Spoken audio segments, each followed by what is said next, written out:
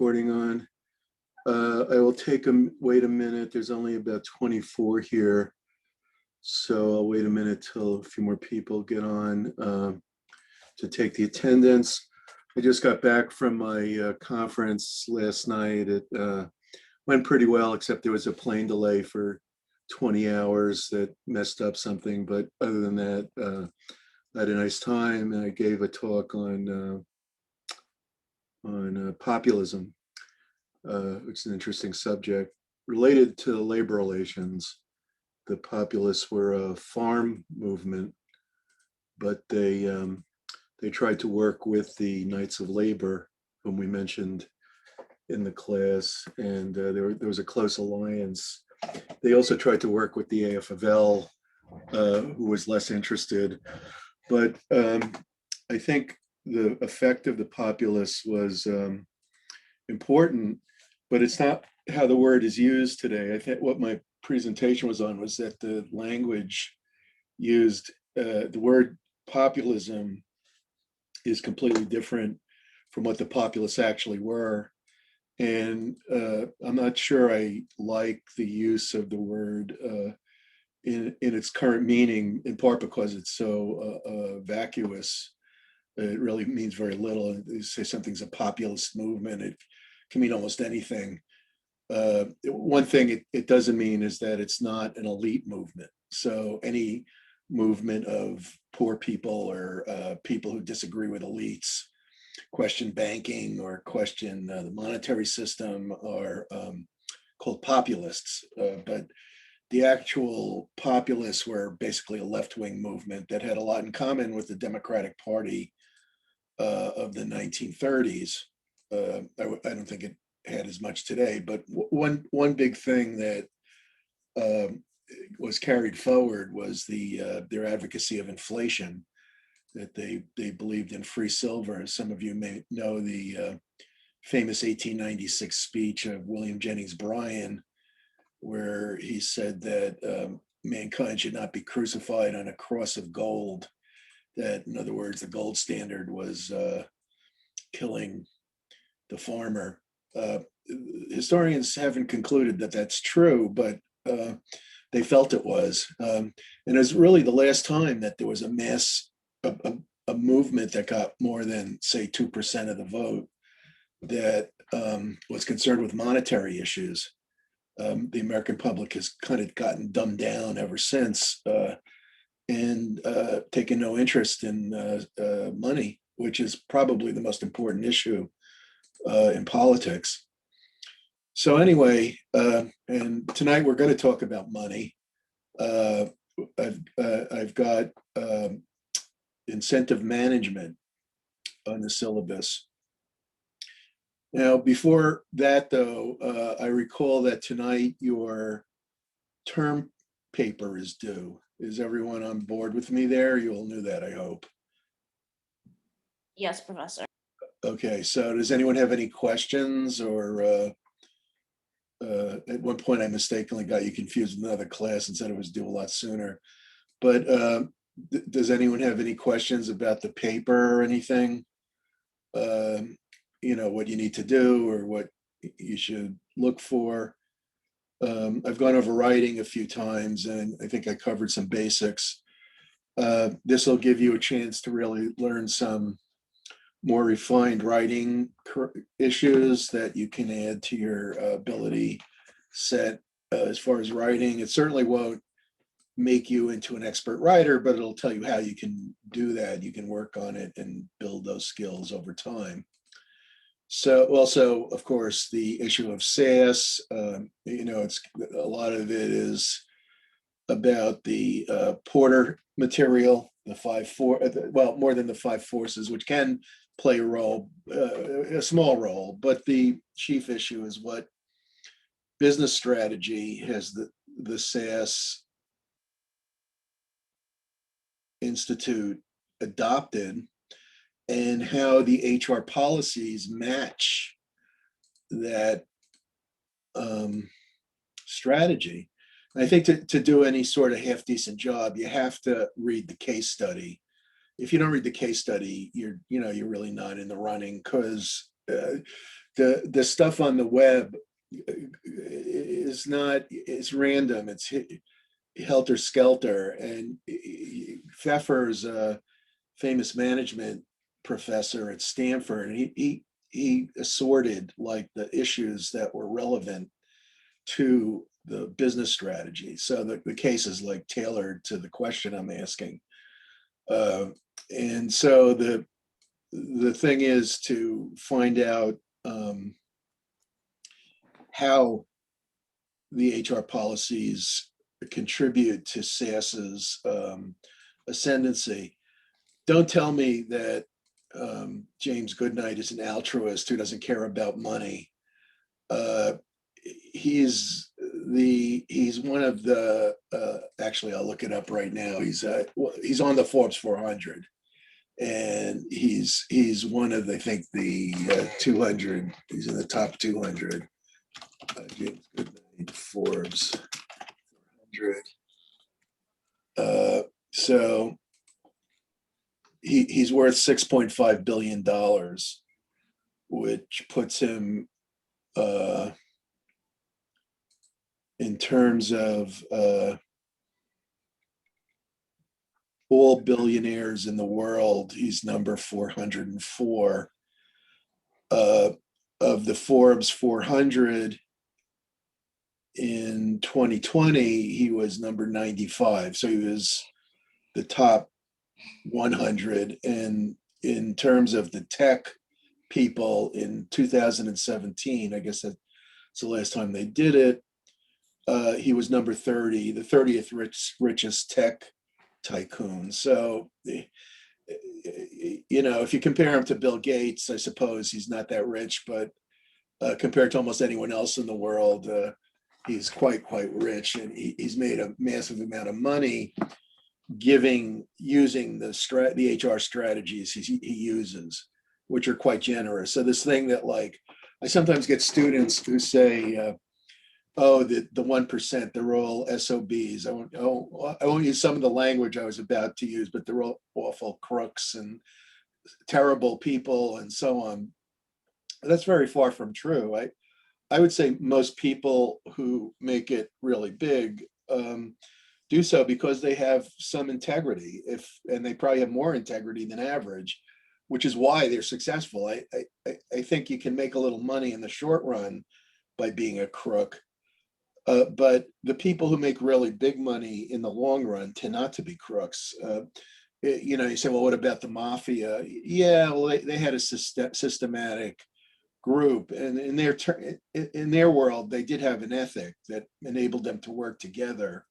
So although they were psychopaths and lacked ethics, they had enough ethics to work together. You know, in the Kohlberg maturity scale, that would be a level 2 ethic. In other words, they could work with other people, but their ethic was based on a peer kind of thing, not on the general law. But you know, it was based on quid pro quo generally. It might have been a 3 even, but you know, they weren't at the level of the average person, the mafia, of course, but you know, they're willing to do all kinds of illegal things and so on. Level 4 in Kohlberg's scale is somebody who believes in obeying the law, and presumably that implies some belief in that the law has some validity, like prohibiting murder and so on is correct. Most people would think that. So I don't think the Forbes 400 people are mostly like that. I think they're mostly people who are honest, and others want to do business with them because they're relatively honest. And even someone like Bill Gates, who was described early in his career as having his feet on both sides of the foul line, like he's standing right above the foul line, and one foot is over the foul line and one foot isn't. Even he was loyal to his shareholders. He never took advantage of his investors, which, like in business, is a paramount ethic, that you're supposed to be responsible to your investors. And Gates always was. He did very well by them. Where he did manipulate a great deal was with competitors and with people he did business with, but that's business. I mean, playing hardball with your competitors is what business is all about. So I would say Gates probably got a C on ethics or a B minus. Compared to a lot of poor people, he was much more ethical. I would say the average person gets below a C or at a C. So I think Gates was actually above the average. You see now on the internet how much dishonesty there is. Almost every day I get spams and attempts to be defrauded and so on. It's very common now. So anyway, your paper is due, and try to focus on what the strategy is and whether there's a match between the business strategy that you've identified and the HR policies. And the HR policies are amply, they talk in the case about things like training and recruiting, staffing, and job rotation, and the healthcare facilities, and the benefits, and merit pay, and why they don't have stock options, and all kinds of things like that. That's only some of them. So you got to read the case and get the knowledge, and then use the course material to analyze the case. All right. So any other questions or concerns? So I'm going to take attendance now. I'm doing an alphabetical order. First, Ahmad Syed, Romina Bala. Here, Professor. Thank you, Romina. Lancy Bordeaux. Lancy. Brianna Bullock. Brianna. Esther. Here. Japan, Childress Logie. Japan.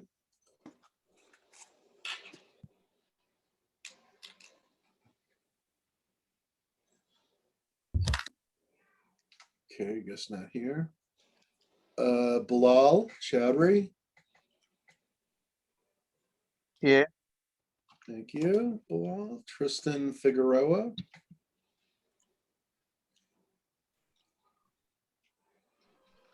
Tristan Figueroa.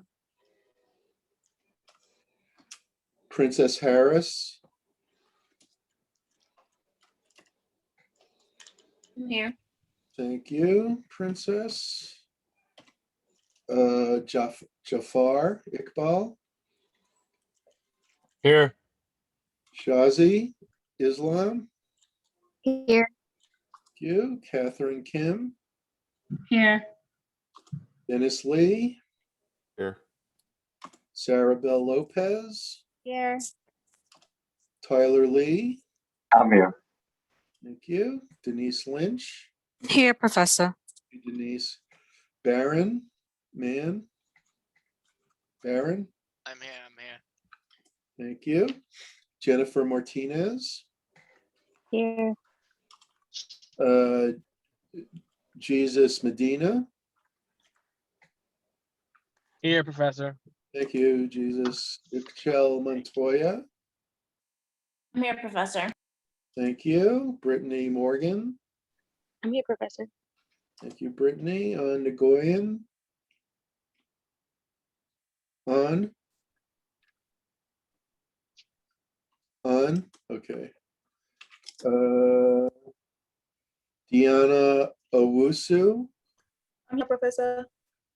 Thank you, Deanna. Elizaveta Perkovskaya. I probably pronounced it. Yeah, Berkaskaya. Perkovskaya. Okay, thank you. Adley Raymond. I'm here, Professor. Thank you, Adley. Alyssa Regis. Alyssa. Joanna Sokolowski. I'm here. Thank you. And Joanna. John St. Fleur.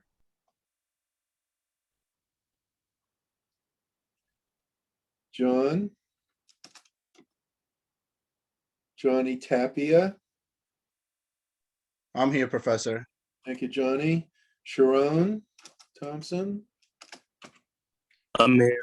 Thank you, Sharon. James Trejos. Present, Professor. Thanks, James. Maria Villarreal. I'm here. Thank you, Maria. All right, I'm going to call out the names of the people I did not hear back from. If you are here, please speak now or forever hold your peace. Syed Ahmad, Syed Ahmad,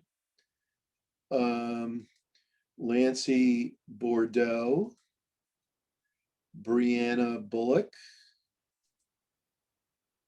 No, I have Japan. Esther, you're here, right? Esther? Did you hear Nancy? What?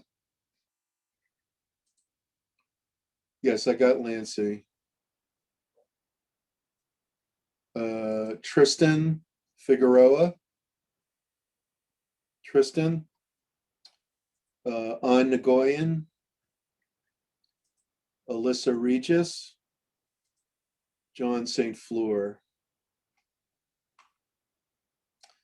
All right, here's Japan. Okay, Japan. All right, I'm going to put those names on the, I'm going to put them on the, where's the, I got it kind of scrunched up.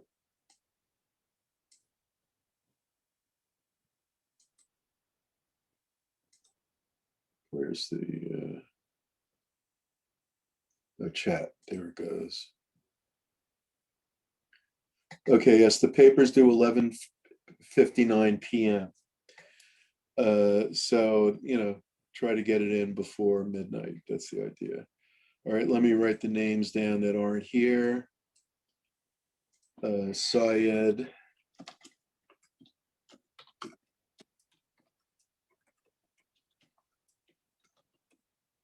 Syed Ahmad. Lancy Bordeaux.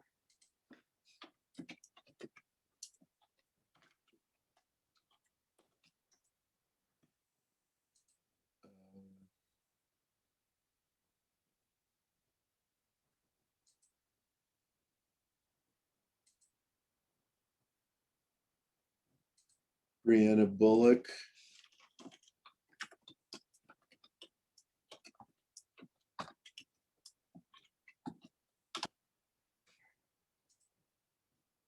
Tristan Figueroa.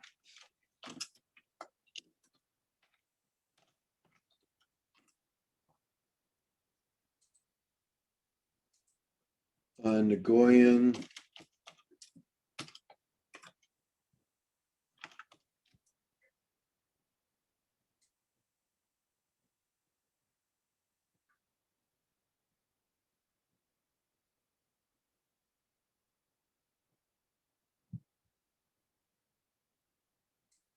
No, wait, Lancy is here. Somehow, Lancy, you're here, right? I somehow made a mistake with you. Lancy?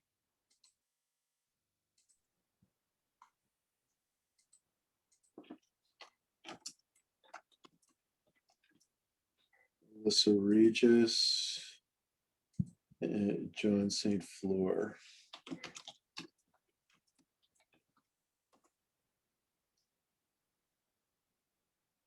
Lancy, you're here, right? Can you answer me, Lancy? Yes, Professor. I'm here. Yeah, somehow I got you wrong. So let me correct that. Okay, I mark you present now. You're okay. All right. So, all right, now that's done. So, basically, it's kind of interesting. How do you motivate people to do a good job? We talked a couple of times about the different theories of motivation, and I said that many academics dislike the idea that you can use money to motivate people. Economists are very comfortable. Economists like that idea. Management scholars dislike it. And often the objections are venomous. I'm not sure why, because academics themselves use money quite vigorously in motivation, in the motivational approach that's used in universities. In other words, you work for 7 years as an untenured person, so really 5 or 6 years, and then you go up for tenure. And if you don't get accepted for tenure, usually based on the publication record, and there's also a lot of intangibles, but the explicit rule is the publication record to a degree. A lot of places take teaching into account. Usually things like, do we like the guy? That shouldn't come into it, but often that's the driving factor. But in any case, if you don't have a publication record, it's going to be hard to defend. This saying is publish or perish. And then at the end of the 7 year, or the 5 or 6 years, and sometimes they give you this 7th year as like find a job year if you don't get tenure. That if you don't meet the criteria, you get fired. So basically you lose your whole job. So that's compensation. I mean, the whole thing is based on money, really. And then if you do well, you get promoted. There's like a assistant, associate, full. And then in most places, or in some places, there are endowed chairs, which they give to like people they consider special. So a lot of it is totally linked to money. There's also in academia a fair amount of let's call it non-financial compensation, things like job titles and awards and stuff like that, leading up to the Nobel Prize, which does have a financial component. They give them like $1 million or something. But it's more important than that is probably just the honor of getting awarded the Nobel Prize. I mean, the money, I'm sure, is not disliked by anyone who gets it. So basically, even in higher ed, there's a pretty strong financial component, maybe slightly less than in business, but really not. And in business, there are many non-financial rewards too. A lot of companies have achievement awards and recognition awards and stuff like that. And there's often a lot of competition for symbols of achievement. Sometimes they're political, but a lot of the time, some of the time anyway, there'll be things like people who reached a certain level of performance, reached a certain sales volume, or came up with a new engineering idea. And these kinds of things are rewarded with non-financial methods. So there are a lot of different kinds of incentives. Some are short-term, some are long-term. Short-term incentives might be things like sales commission. They might be a bonus your boss pays you for doing a good job on a project. Such things do exist. They long-term would include things like stock options, which I'll talk about, benefits, pension plans, profit-sharing plans, employee stock ownership plans. All of these can play incentive roles. And in managing financial incentives, there's the issue of costs, that you want to keep costs as low as possible. You want to use the incentives to attract people, and the SAS case goes into that in In effect, the whole case is about that. In other words, can they continue to attract these high-flying employees, people who can program the SaaS language, the SaaS applications, which are statistical. So in other words, companies buy the SaaS software in order to solve problems in the company. Things like, what does our market look like? What do our customers look like? What statistically is our competitors' cost structure, or things like that, that they're trying to manage data to learn how they have to compete. And SaaS provides them with the software that enables them to do it. And they've done a great job at it. They provide products that can't be matched by firms like Microsoft or Oracle, because they know that they have people who are knowledgeable in specific areas like statistics and mathematics that are not going to be working at Microsoft or Oracle. The people that work in those places are tech people. They're not mathematicians or statisticians who have deep expertise in those fields. So SaaS, in order to keep such people, has to provide a compensation and work environment mix that is able to do so. But the other firms like Oracle and Microsoft were giving stock options to the employees, to the rank and So there file. might be someone in the waiting room. Okay. Okay. So so Microsoft, and these other companies were giving stock options, and the problem for SaaS is, how do we compete in terms of keeping the employees whom we need to keep? And basically, a lot of it has to do with the culture of the firm. So those kinds of benefits that are described in the case, and also things like cross-training, job rotation, those kind of things, also autonomy, intrinsic motivation are very important. Those kind of things are going to be very exciting to people who enjoy working on these difficult projects. So those kind of long-term incentives will also play a big role in the best firms. So the cost is always an issue, but if SaaS cares about cost, that doesn't make them a cost competitor. Sometimes students say, well, they're trying to reduce costs in some areas. Does that make them a cost competitor? Well, not necessarily. A cost competitor is a firm that tries to minimize price to the customer. Their main concern is giving what all the other companies give, only cheaper.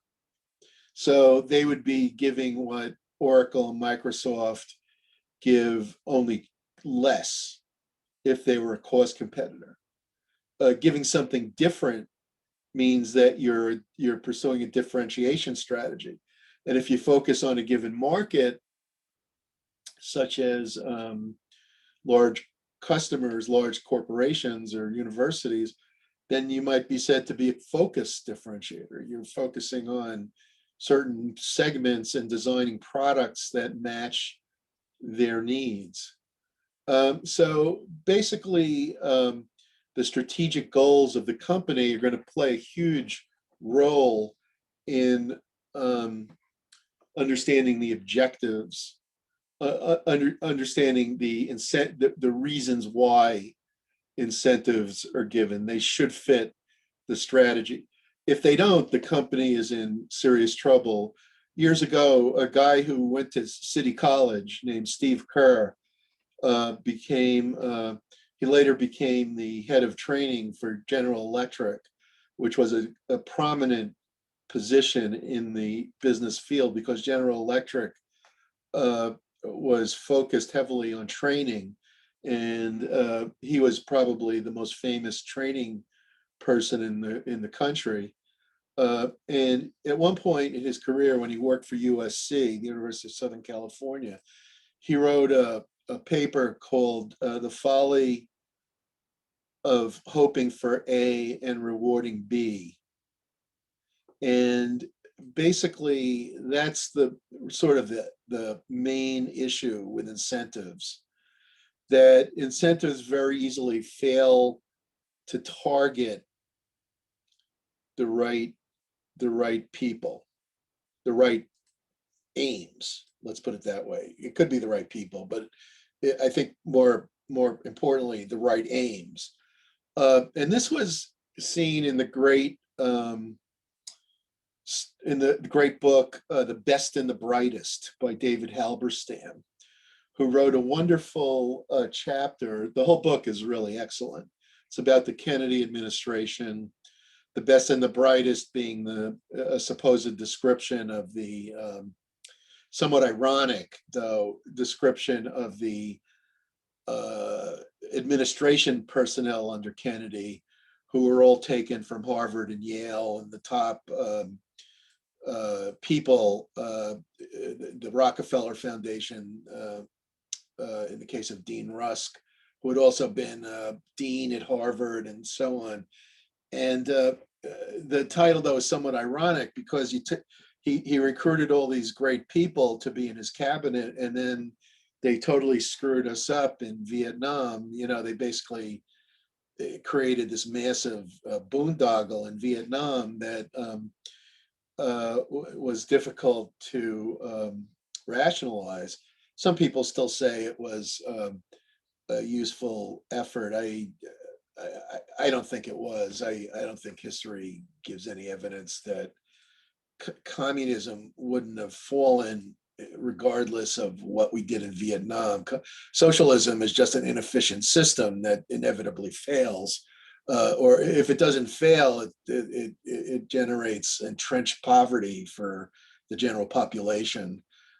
So basically, you know, because socialism can't produce wealth, and reduces not just standard of living, but the gross domestic product overall to a sharp degree. It's not like by 30%, it's by 60 or 70%. So basically, people become much poorer. As a friend of mine recently said, there's a deficit of everything when she lived in the USSR. But more importantly, for what I'm talking about, that they couldn't really keep up militarily. They put a lot of their money into the military and came close to matching us. But when Reagan upped the ante, it just tore them apart. And then, of course, there was the great environmental disaster under socialism of the Chernobyl nuclear power plant that almost destroyed all of Eastern Europe. They were in just a hair's breadth of destroying not just Eastern Europe, but Scandinavia as well. So basically, it became pretty difficult to defend the system, and even hardcore social communists began to lose their confidence. But in any case, looking at our companies, it can be used effectively. What I was starting to say before I got distracted with the Cold War, which I think is also interesting because the communists did use incentives and they couldn't use them intelligently. It didn't help. The incentives they used didn't help. They used scientific management. A lot of people say, "Oh, communism fell because they didn't use incentives." They used at least as much incentives in the firms as we did, but there was no pricing. There was no free market pricing. You can't know how to target goods without a price. So they were producing things that nobody wanted. The goods were all of dismal quality, and resources were often misallocated. So my friend, who I talked to at length about this recently, said there was a deficit of everything under socialism. But basically, even in our world, it's really hard. McNamara exemplified that. I started talking about McNamara. If you read The Best and the Brightest by Halberstam, what he depicts is a guy who is brilliant, intellectually, maybe a little too egotistical for his own good, but was obsessed with measuring things. He was a management scientist, and he, the people who do like optimization programs and linear programming and stuff like that. And he believed firmly that the way to solve a problem is to measure a unit of output and then maximize the unit of output. And if you look at, in fact, I can show you the trailer to it. I recommended it to my other class too. There was an interview of him made in 2003, I think it was, about 2 years or 3 years before he died. And the interview didn't go into what I'm talking about that much, but you get the sense of what he was like, and the failure of his thinking. Let me play the trailer just so you should, if you go home and if you watch it right after class, I highly recommend it. Put it on share screen.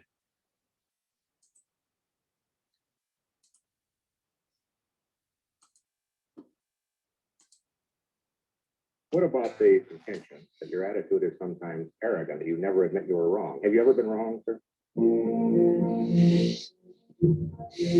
I've asked Robert McNamara to assume the responsibilities of Secretary of Defense. I'm glad and happy to say that he has accepted this responsibility.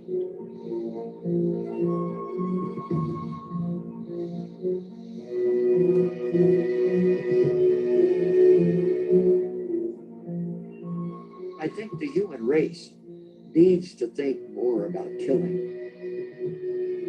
How much evil must we do in order to do good?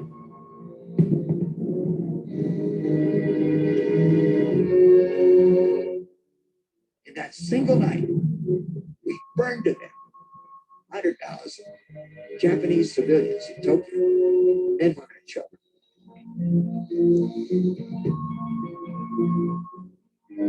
The convention wisdom is don't make the same mistake twice. Learn from your mistakes. There'll be no learning period with nuclear weapons. You make one mistake, you're going to destroy nations.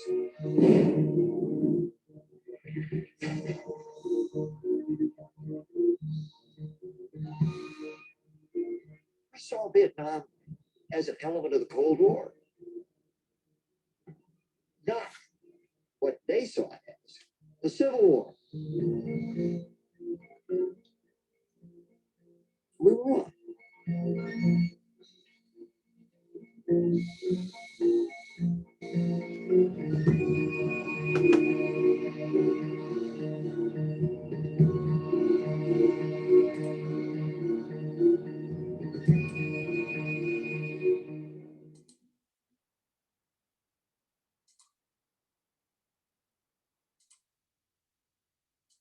What am I doing?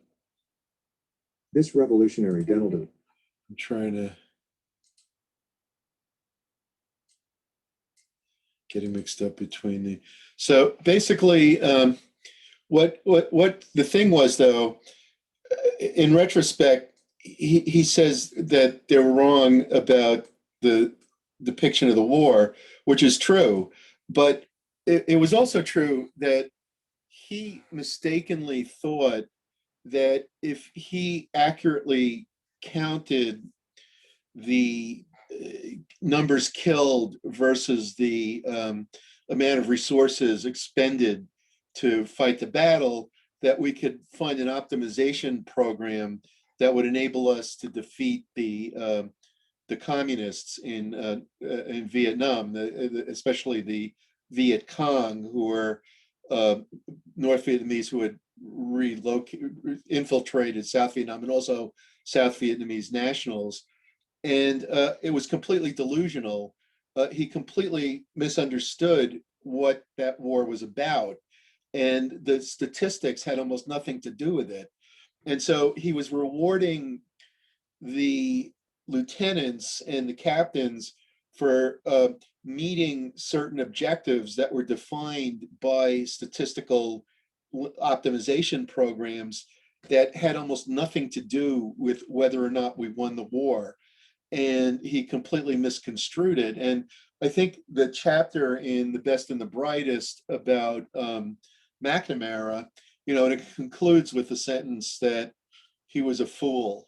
And I think what is true is that if you define a certain object as an incentive and you do everything you can to achieve that incentive, but that object is the wrong thing, you're a fool. And a lot of people do that. A lot of firms do that, that they commit the folly of rewarding A and hoping for B. And basically that is why incentives have to always be treated with great care. And not least of these has been the case of the use of stock options, executive stock options, which I'll discuss in a few minutes. So it's important to keep in mind that when you use incentives, it's very, very difficult, especially in the absence of profit. Profit measures and stock prices make behavior a little bit easier to monitor, but even those can be manipulated by the executives in the short run. Profit can easily be manipulated in the short run, but not in the long run. And it's even more true of stock price. You can manipulate it for a year or maybe 2 years, as Enron did, but ultimately the shareholders are going to figure out what's going on. And if you've been manipulating into extreme a way, the firm will go bankrupt. In government, it's not true. In government, the manipulation, the fake statistics and so on, this can go on for 50 years, 70 years, and it has many times. So basically, though, you're going to get the same result, that if you say our goal is to do X, but your incentives don't reward doing X, you're not going to do X. So basically, in a company, it's important to let people know what behaviors they need to engage in order to achieve the financial objectives that they have. If how firms communicate pay sometimes can play a role. So, for example, if you give people individualized statements of what their pay is, they'll tend to understand not just the base pay, but also the benefits and any incentives. Meetings are almost as good. Printed letters are not as good. Emails are worse. And something like a bulletin board that describes pay is just not going to do a good job.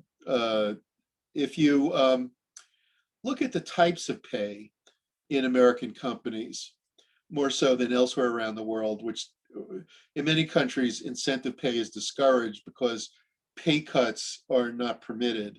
So in countries where like reductions in pay are regulated, you're not going to see too much of the incentive kind of pay. But very, very common, which we've talked about, is the merit pay, where you get a few percent raise at the end of the year based on your performance appraisal. Recognition pay, where you get pay an extra bonus for some achievement. Individual incentives, things like sales commissions, stock options, group incentives, which I'll talk about, things like Scanlon plans, group productivity plans, also profit sharing, and at-risk plans that also include commissions and stock options. And it can also include gain sharing, the productivity, group productivity plans. Spot awards are where the boss gives you an award based on some achievement. If you do this, I'll give you a $200 bonus. And you do something and it's really good and they give you a bonus. Suggestion systems are where you're rewarded for coming up with an idea for the company to save money. Piecework is a kind of incentive plan, also related. Standard hours, where you are paid by the piece. So if you produce 1 unit, you get $1. If you produce 20 units, you get $20. If you hit the standard, you might get a bonus. So if the standard's 30, you get $30, and then you get a $2 bonus, or say a $3 bonus. And then for every unit thereafter, you get $1.10, something like that. And there are also several kinds of gain sharing plans: Scanlon, Rucker, and ImperShare. What the gain sharing plans do is they set up a productivity measure and they set up a salary measure or a pay measure. They compute both at the beginning of the period, and then they compute both at the end of the period. If the ratio of the group salaries to productivity has improved, then the employees get a bonus. And often the bonus will be that the employees get 3/4 of the gain and the company gets 1/4. It could be half and half. With commission plans, many firms don't just pay by straight commission. What they combine salary and commission, although other firms do pay just by commission. So for example, if you work for Merck as a pharmaceutical salesperson, they get paid well, but a lot of their pay is in the form of base pay. And then on top of that, they get a sales commission. So they get like a combination base pay and sales commission. And there's a lot of reasons for that. Merck and many other companies know if all they do is give them a commission, then all they'll do is chase big sales and they won't care about the current customers. Whereas if they pay a salary plus a commission, then that's a motive for the salespeople to service the accounts as well as try to gain new sales. All right, so basically good firms often emphasize, and Merck is an example, often emphasize teamwork, working with the other salespeople, working with corporate headquarters, helping the customer, going out of their way. In a different environment, the famous retailer Nordstrom's, which is a very high-end retailer, is famous for its dual compensation approach. It's inside salespeople, it's store clerks or salespeople. They call them Nordies, and they get their pay has two elements. It's based on both base pay and an incentive. And basically, the base pay has to do with customer service, and the incentive has to do with maximizing sales per hour. And so they reward the Nordies if they offer extraordinary customer service. So they do things like if a customer has a flat tire and they come in, they need help, the sales clerk goes out and changes the tire for the customer. It goes, or they carry the bags out for the customer. That'll be the kind of thing that they do. So they get rewarded for this exceptional service approach through the base, and then they also get extra awards for sales volume. So basically, a third of companies use combined base pay and team, use combined individual and team sales. So in other words, a lot of companies look at both how the team does and how the individual does. And the reason is obvious. People will manipulate the customer base to try to get the best routes so that they can optimize sales. But if they're rewarded on the basis of the team, that sort of behavior doesn't fly.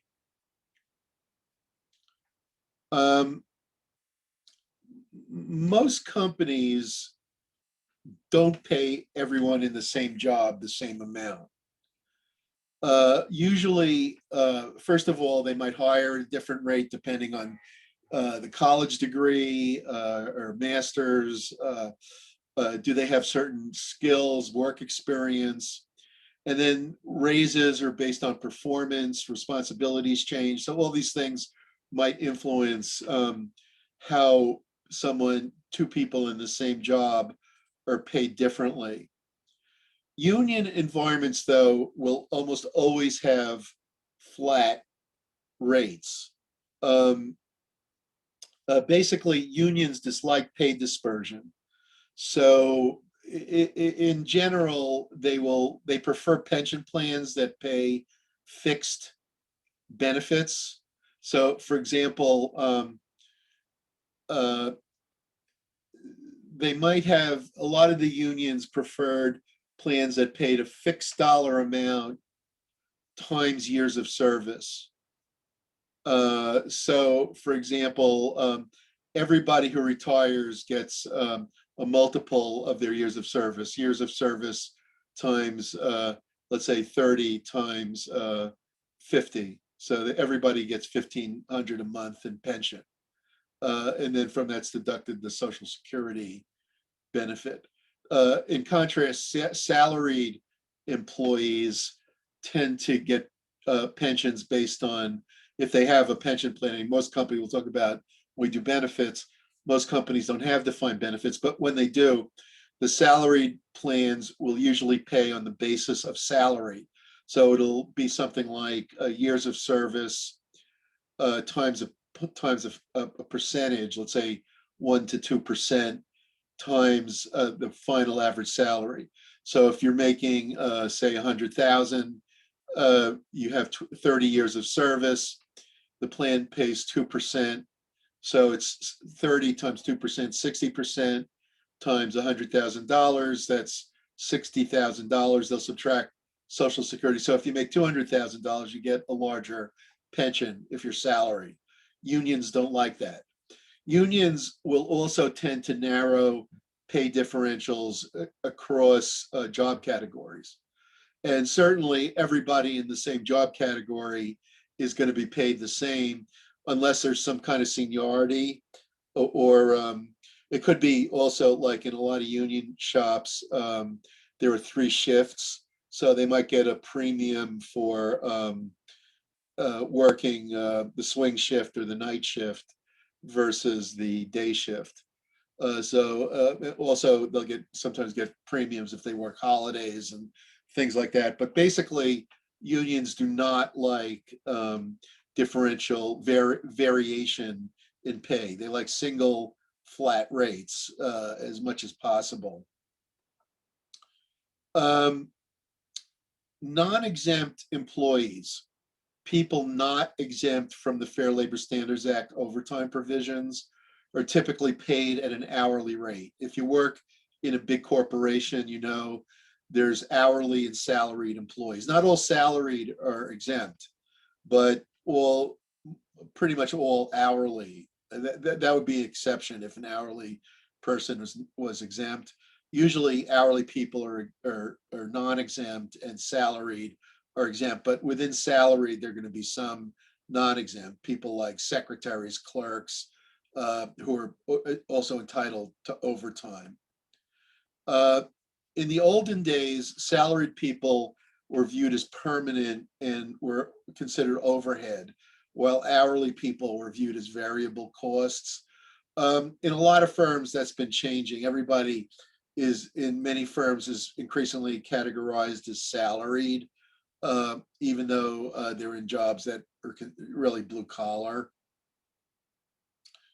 Variable pay is any compensation plan that emphasizes a shared focus on some kind of success variable. So basically, variable pay can include non-traditional groups, blue collar people, and it can include things like gain sharing, lump sum bonuses, and individual incentives. Traditionally, most pay at risk was limited to executives and sales people. In some financial jobs, they might get a cut of the profit, but usually like stockbrokers would get a sales commission.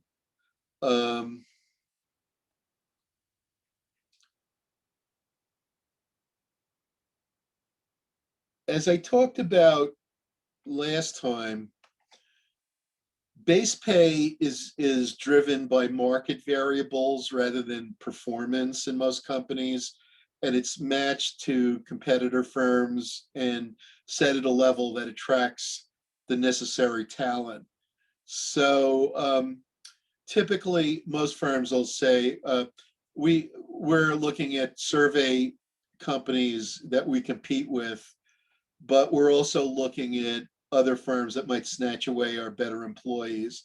So they'll do a survey population of, say, 30 companies, and those might be 20 companies that are in their region and are in the same industry, and 10 companies that are national, but might potentially be a competitor in terms of hiring away employees.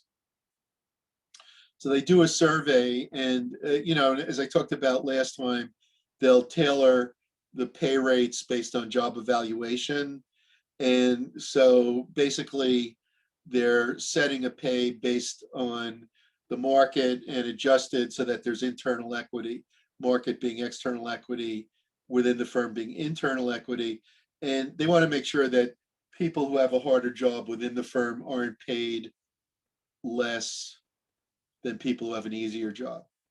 All right, so they want to have both internal and external equity. Jobs should be orderly within the firm and competitive outside the firm. Now, a good way to avoid internal equity issues, we talked about equity theory, that people will become disruptive or start a union if they perceive they're being unfairly treated, or they'll quit, of course. So a good way to avoid those kinds of equity issues is piecework or other incentives. The most famous one was the Taylor differential piece rate plan, but there are plenty of other kinds of standard hour plans. A standard hour sets a standard number of hours to complete a job or task, and if you do it in less time, you get a bonus. The Taylor differential piece rate plan gives a higher piece rate for units produced above the standard rate. So for example, if I say, I'll pay you $1 a piece up to 30 units, you produce 29 units, you get $29. Let's say you produce 30 units. At 30 units, you might get a $3 bonus, which is 10% of the $30. So you get a 10% bonus plus the $30. So if you hit 30, you get 33. Let's say you go to 34 units, then you'll start getting paid the piece rate plus the 10% bonus. So for every additional unit, you'll get $1.10. So if you produce 31, you'll get the 33 plus $1.10, or 33.10. So basically, that was the idea of the Taylor piece rate plan. Team incentives can also be used. All right, I talked about gain sharing. Profit sharing is where you set up a plan and you allocate a certain amount of profits to the plan. The board of directors would decide at the end of the year, let's say the company made $1 billion in sales, their costs were 800 million, so the profit's 200 million. So they might say, all right, our tradition in our company is to give 10% of the profit to the employees, and we'll allocate that to the profit sharing plan. They'll then allocate that 10% based on some metric, like the most common one is the employee's salary. So like if you were making 200,000, you get twice the profit sharing bonus of somebody making 100. Somebody making 100 gets twice the profit sharing of someone making 50, and so on. So basically, profit sharing involves a fixed percentage of total organizational profit in the form of cash or deferred bonuses. It's important to understand the idea of deferred compensation. So some of you guys are accountants, and accountants get involved in deferred comp a lot too. And I don't mean if they get paid it. I mean, what I mean to say is that there's like a certain amount of accounting work that needs to be done with deferred comp, and it's a area that some accountants specialize in. So basically, the idea of deferred comp is based on the idea of constructive receipt. And constructive receipt is defined in the tax code. And it just means that if you have the right to receive money and you choose not to take it in the period. So somebody said, I'll give you a choice. I'm giving you $100 now, or I'll put it in the bank for you. If I had the choice, then there's constructive receipt, even if I never receive it. And so I'm taxed on it. Constructive receipt means that the money is taxable. So in order for a deferred comp plan to work, they have to designate it before the tax period. And basically, so what you can do, I do this with my pension benefit. You can defer any amount, really. Let's say you're really rich. You say, I don't want to take my pay now because I have a high income from my investments. In that case, you could take zero pay. If the company will let you, I mean, it depends on whether they have a plan or not. But let's say they do. They could set up a plan and they say, okay, we have a lot of rich employees. So anybody who prefers not to get paid, we'll put it in a fund for them, just say in the beginning of the year, before the beginning of the year. So it's got to be like, for me, I put away, this year I maxed out my pension benefit, my TIA-CREF pension benefit. So I had to make the selection before January 1. So the maximum deduction, I think, is for me is a 23% or something. So I maxed that out. I chose it at the beginning of the year, and so I'm paid a lot less. And of course, the benefit of that is that I don't pay income tax on it, and I never will until it's withdrawn from my pension fund.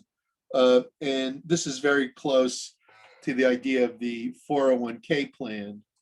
But the idea of deferred comp is somewhat broader than the 401k plan, and it has a lot to do with executive pay also. Let's say you are a CEO of a major corporation, and you get paid, I don't know what they get paid these days, maybe 100 million. What does the earnings of the CEO of Procter & Gamble, I'm just looking it up on the web. I haven't been paying attention to that lately. All right, well, I see here the CEO is making 6 million total compensation. I'm not sure if that's it seems a little low, but all right, we'll accept that. So it says here that Stephen D. Bishop, the CEO of Procter & Gamble, the people who make Crest toothpaste and Charmin bathroom tissue and so on, he makes 6 million a year. That doesn't seem that high to me, but I mean, it's high, obviously, but a lot of them make more.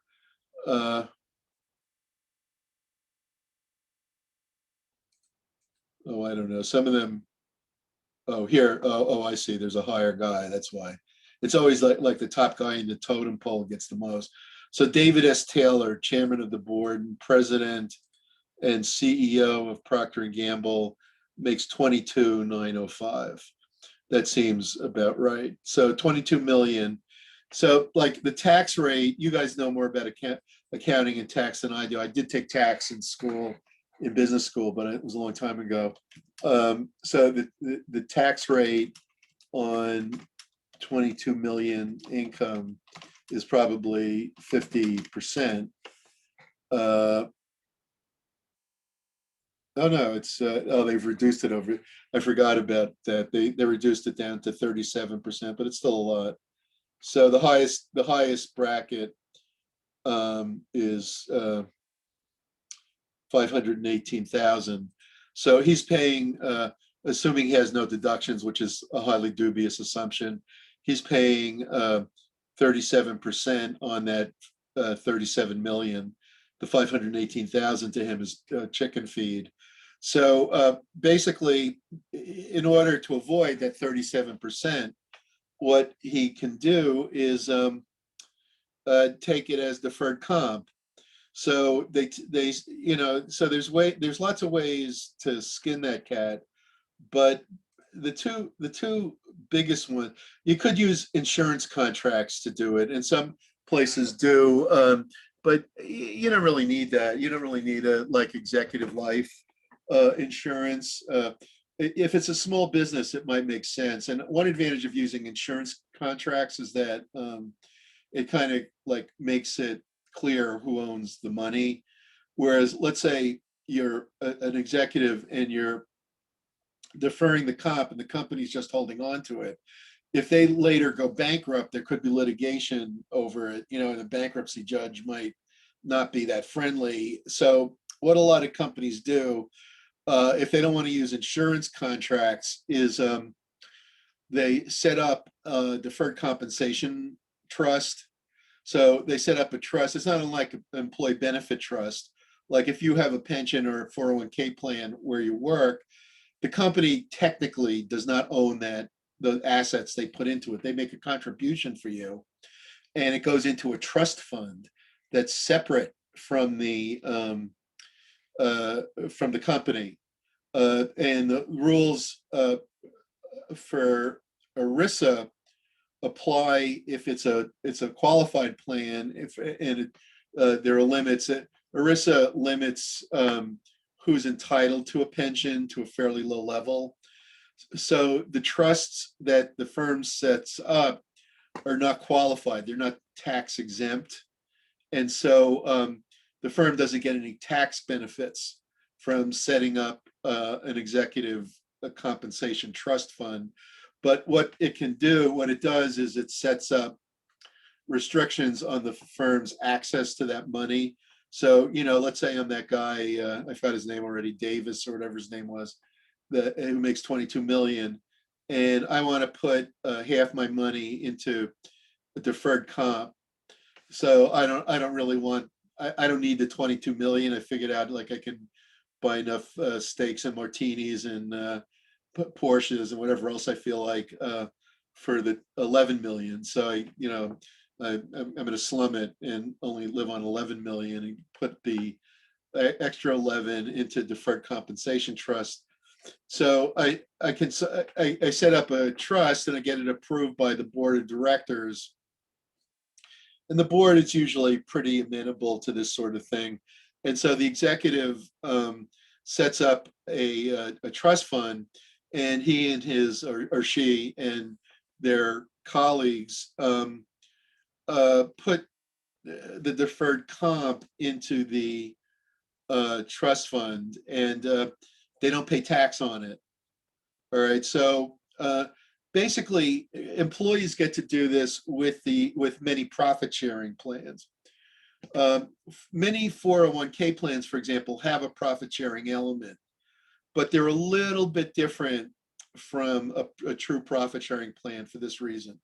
We'll talk about next week when I do benefits, all defined contribution plans. Defined contribution means that the contribution into the employee benefit plan is fixed by the company. So for example, the company says, we're going to contribute 5% of your pay each year into the 401k plan. That makes it a defined contribution plan.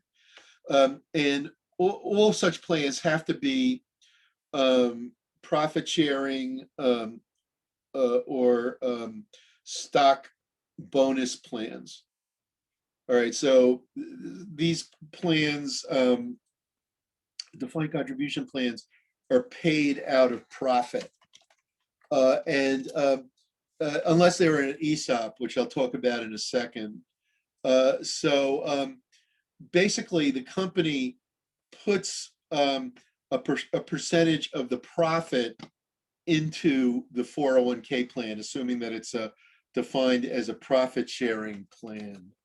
The thing is, it's usually such a small percentage of the profits that there's usually very little risk. Oh, and I forgot to mention the plan is based not on it's not based on current profit, but it's based on accumulated profit. So you look at all the profit the company ever made and retained. So that number is usually for these big companies quite large. And so the tiny percent that goes into the, it's a few percent of pay compared to all the accumulated profits of the company's history. It's usually much smaller, and there's little risk of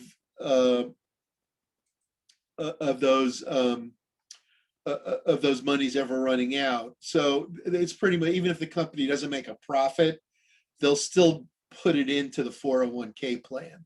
They're going to have to be in really hard shape for most companies not to put it into the 401k plan.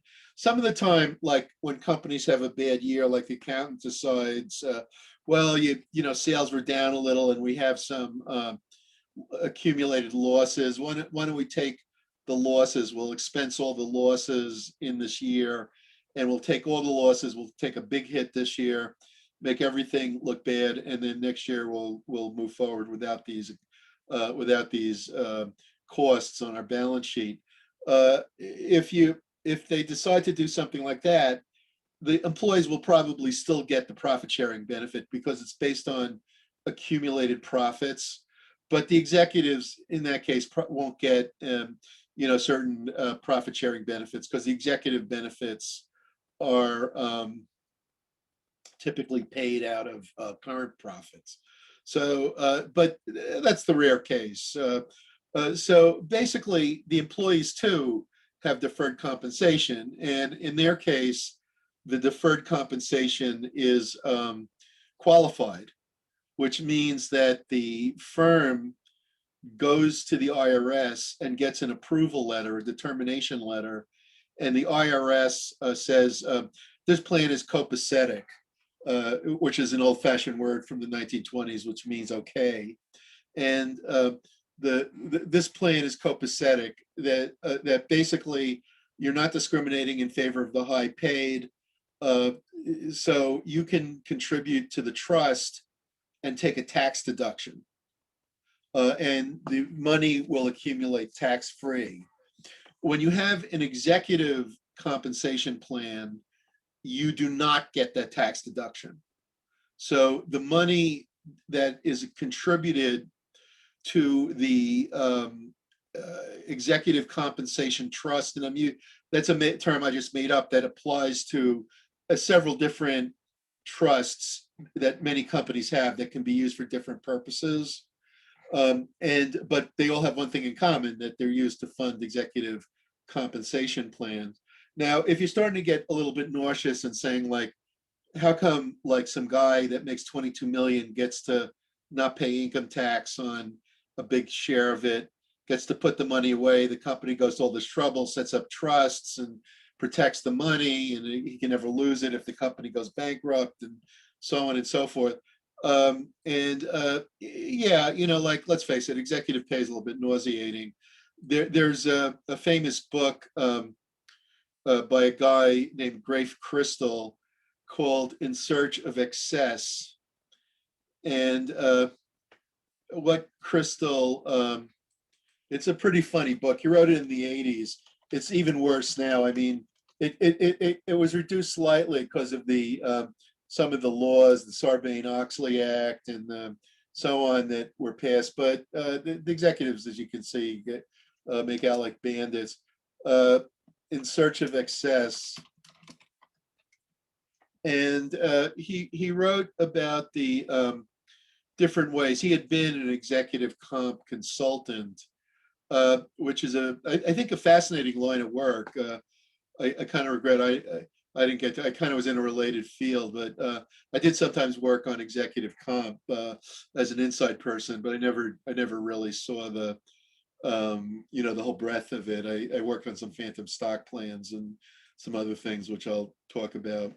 But what Crystal describes in that book, and is equally true today, is that the executives like weasel into all these incredible benefits. There's a huge list of executive benefits that they get, and many of them enjoy tax favorable treatment. For example, the deferred compensation.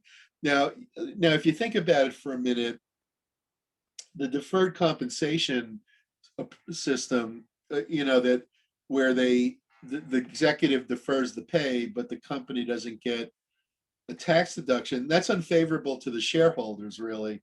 The shareholders aren't getting a deduction, but the money is being encumbered and the company, owes a liability, which it's paying tax on. So that's really not such a good thing, but they all do it. So basically, I'll talk a little bit about executive pay, but let me talk about ESOPs first. I'll get back into executive pay in a second. But I want to make clear, like I said, there were two types of defined contribution plans, profit sharing and stock bonus. And the profit sharing gets around the at-risk element by using accumulated profits. Like most of the plans, when I was in industry, I used to administrate 401k plans. I was actually in the defined contribution field before the day of the 401k. 401k started in 1981. And I was working on a plan in the 70s. And basically the idea is that you contribute, the employees contribute an amount and the company matches it. And then it's paid into a trust. And then the trust shields both the company and the employee from taxation. So the company gets a tax deduction.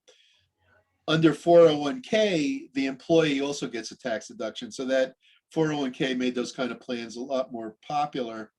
And then the money accumulates tax-free.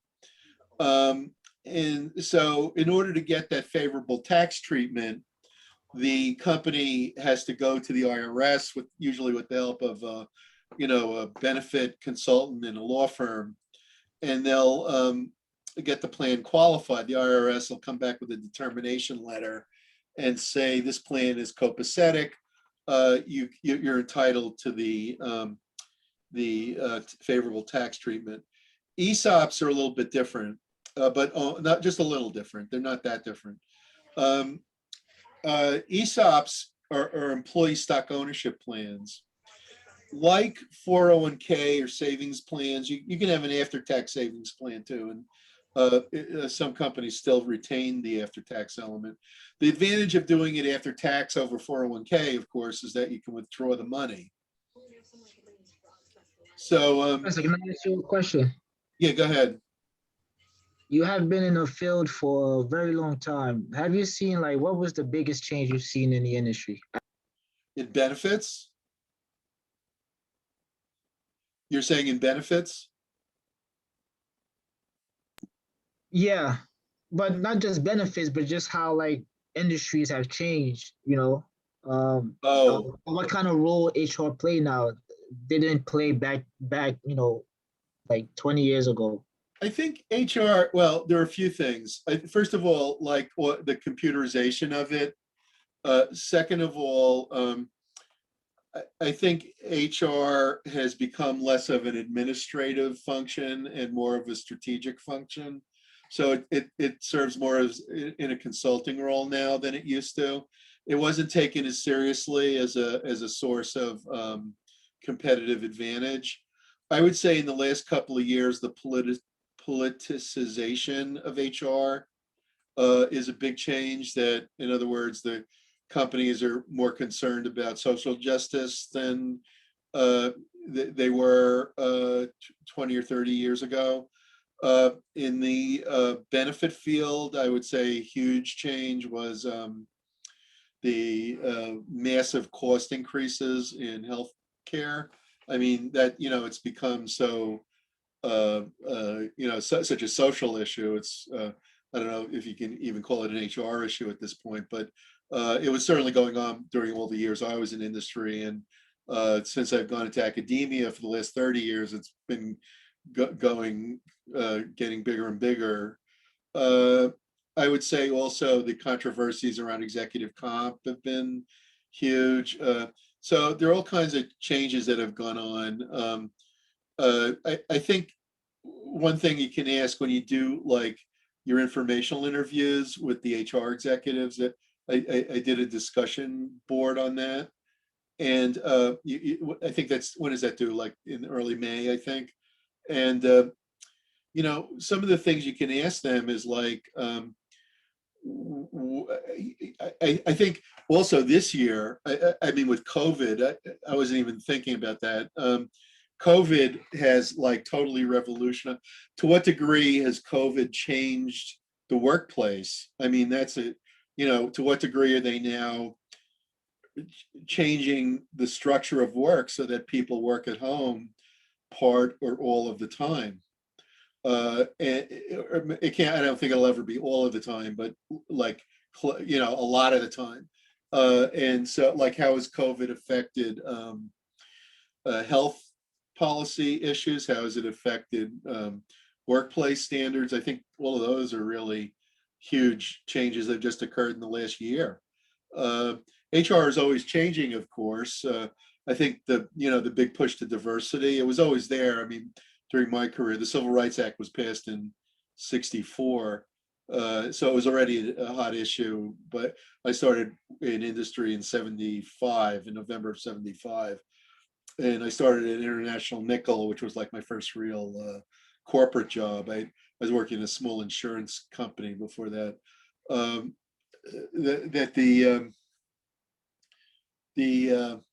diversity issue was already there by '76 when I started International Nickel, which is now a division of Valet.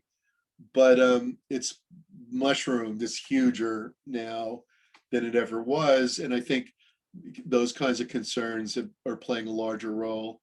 So I think like there's huge issues across the board. I mean, stuff like the changing workplace, the effects of COVID, the health insurance issues that continue to dog America, the uh, um, stuff, even something like another huge change was like, they may not be thinking of it right now, was the transformation of the pension plan from the defined benefit plan to the defined contribution plan. That's pretty much a done deal. There's still something like 20% of companies that give traditional pension plans. But the adoption of 401k plans in the 80s and 90s. So there have been huge changes in my life in HR in almost all areas. I mean, okay, it's now down to, I see. I see. It's pretty staggered by size.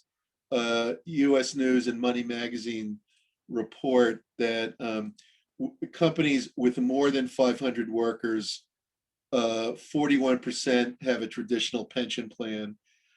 Those with between 100 and 499, only 19%. And only 7% have one with those with fewer than 100 employees. So, and companies have been getting smaller. I mean, the trend has been towards smaller companies. So, I mean, with the big companies, it's still 40%, but that's below half. I mean, it's a minority. So, you know, so all of these have been huge changes, and a lot of them have occurred in the compensation area, and benefits. I would say also, I think there are probably generational changes that have occurred, how they managing the I guess the millennials and post-millennials is probably a hot issue. And of course, I think, you know, anyone you talk to is going to be, you know, have a whole book to write about COVID. I mean, you could probably talk to them for a half hour about what COVID has done to their company. So there's no shortage of issues there.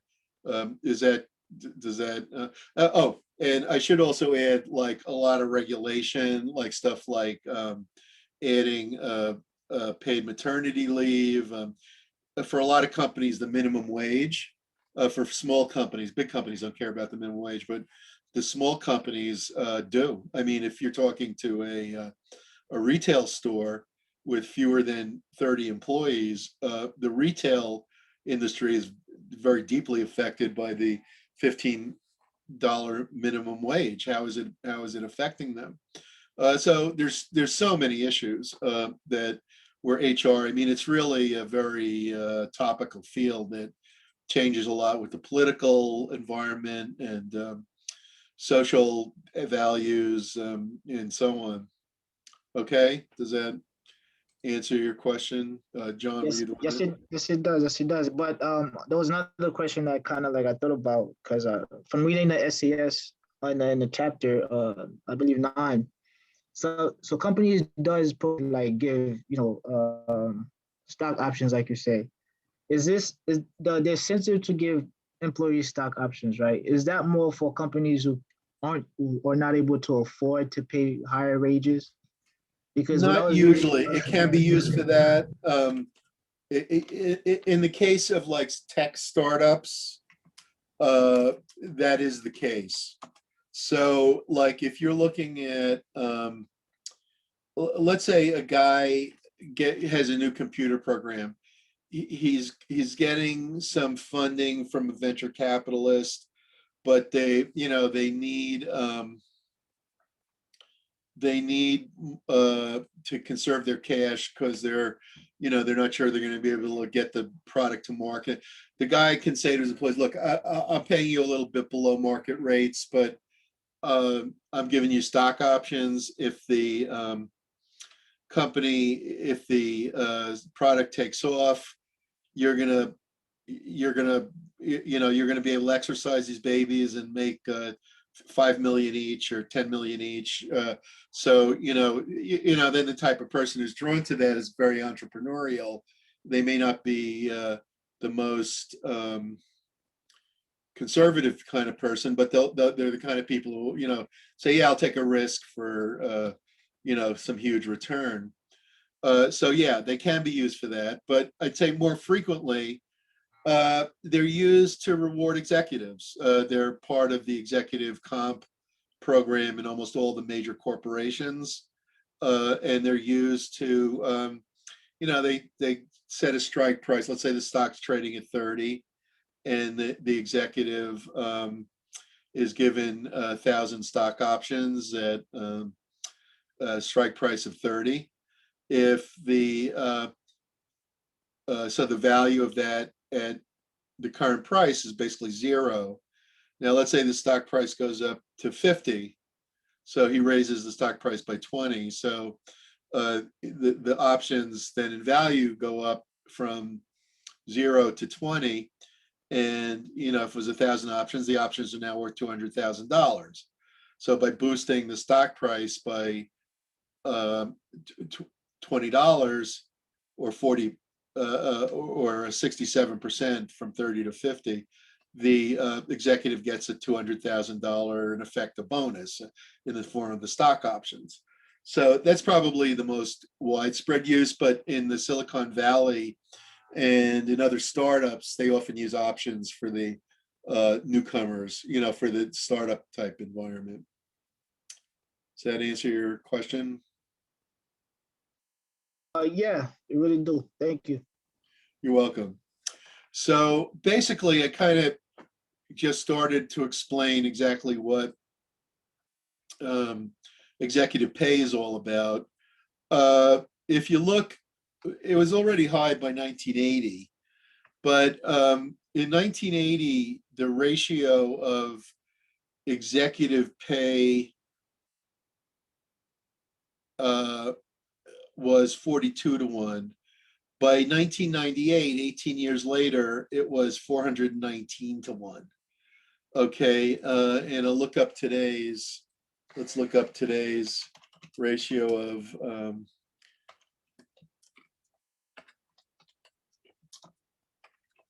file to executive pay. All right, so here, the first thing that comes up is something from the Winston-Salem, North Carolina newspaper, but they blanked out the article. All right, how does the boss's pay compared to?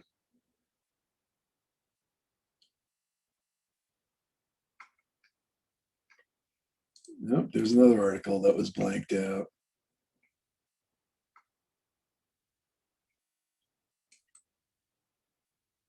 Okay, here's an article from 2019. All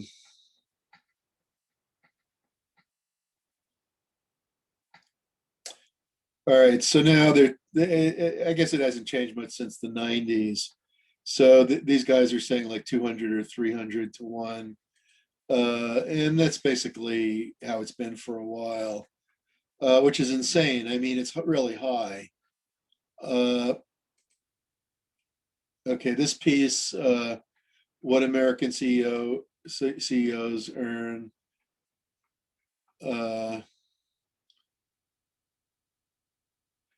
This piece says it's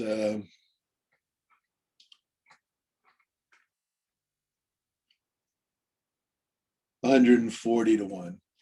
All right, well, it's a lot compared to, depends on the size of the company. In the big companies, the CEOs make more, so it's going to be higher. So basically, this astronomical pay is driven supposedly by stock options. And there's some other pay for performance elements in the executive pay. The base pay would probably be like a quarter or a third of their total pay. It'll still be a lot, by anyone's standard, but it's going to be for them less than half or even a third of their pay. So it's driven by the variable pay, stuff like stock options, bonuses, things like that. But it's important to understand, if you read Grafe Crystal's book and most other things, there's an exception. There's a famous economist named Kevin Murphy who argues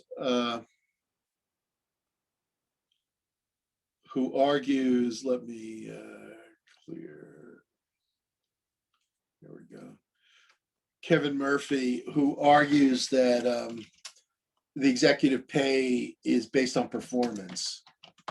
I don't agree with him. He's a talented economist, but I don't really agree with that assessment because there is a correlation between pay and performance, but there's a huge amount that doesn't correlate, and the correlation is rather weak. So in other words, there's a correlation, but it's only for part of the pay, and it's a small correlation. The correlation is weak. So I don't think it's really could be said to be performance-based. One of the ways that executives manipulate the pay, well, I'll say this, that first of all, they control the boards. So the corporate boards are often rubber stamp groups that is the same thing with universities. The trustees just rubber stamp what the faculties do. And it's the same thing in the corporate world, that the boards just do what the CEO wants. If they don't, there's a good chance the CEO will like push to have them removed from the board. And if you're a director of a corporation, you have a lot of reasons why you don't want to leave, not the least of which is the amount you get paid. I'm asking Google what the average compensation of a board member of a Fortune 500 company is, and let me find it better. All right, these 25 companies. All right, they picked some high ones, but let's look at these high ones. Let's see if they show the. Okay, so CSX Corp pays $325,000. Chubb Insurance, Amgen, they're all paying. Oracle pays $550,000 to its board members. Salesforce.com, $530,000. Ford, $350,000. Everest Regroup, I guess, what is that? Reinsurance, $747,000. I'll have to get that job. So basically, they pay a lot of dough to the board members. And if you're getting that, what do you have to do? Well, you have to show up to meetings. It used to be they didn't have to show up at all. A lot of companies tightened the restrictions.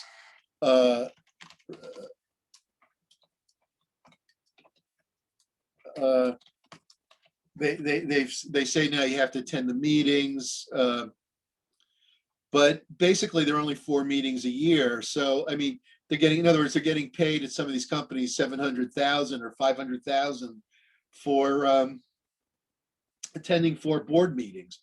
A lot of the time, these people are already famous.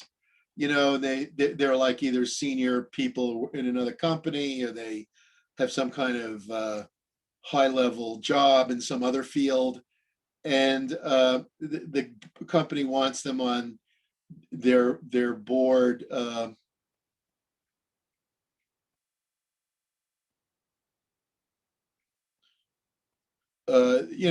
the reputation of the company. They don't require much, if anything, of the board members.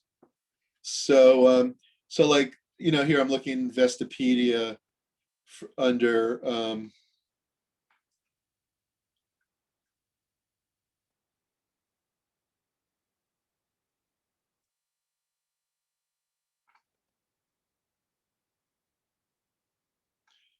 as a board member, your responsibilities would include preparing for and attending board meetings, reviewing company filings, advising management.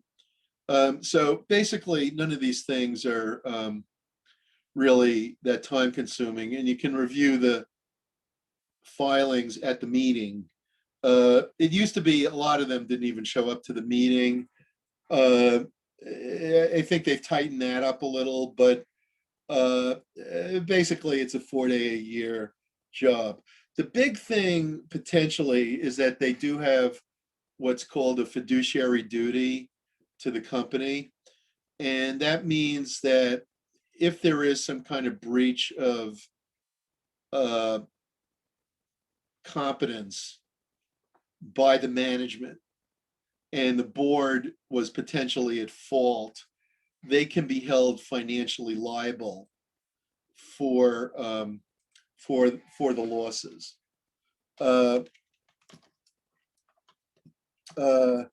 I'm trying to remember whether the Enron directors were ever held personally liable. I don't think they were. But basically there is a risk that they should have been. They should have been held liable, but they weren't. Uh, so basically,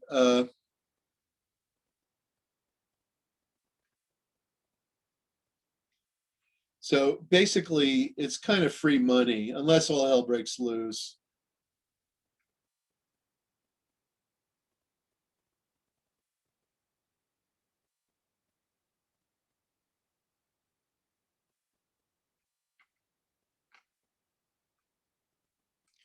Just trying to find whether Enron, they went after the Enron people.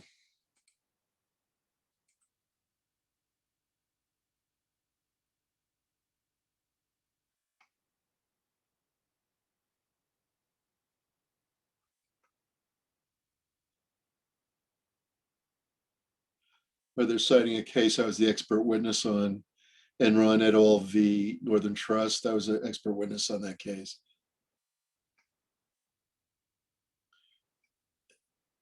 They went after, I think they mostly went after the financial institutions that were advising the ESOP and the employees. I don't think they went after the board members too much. Maybe they did. There were some billionaires on the board, so they may have. But you could potentially be held liable as a board member. But most of the time, these companies don't go bankrupt. That was an unusual case. So basically, they get paid all this money, and they're not going to create problems. And the one thing the executives care about is their compensation. I mean, they can run the company into the ground, but the one thing they can become very emotional about is their compensation. So basically, if you're on the board and the executive says that he wants to have an additional compensation plan, the board will usually just go along with it. And part of that was the executive will, let's say you're issued stock options, the stock's selling at 30, the strike price, meaning the price at which you can exercise the option, is also set at 30. And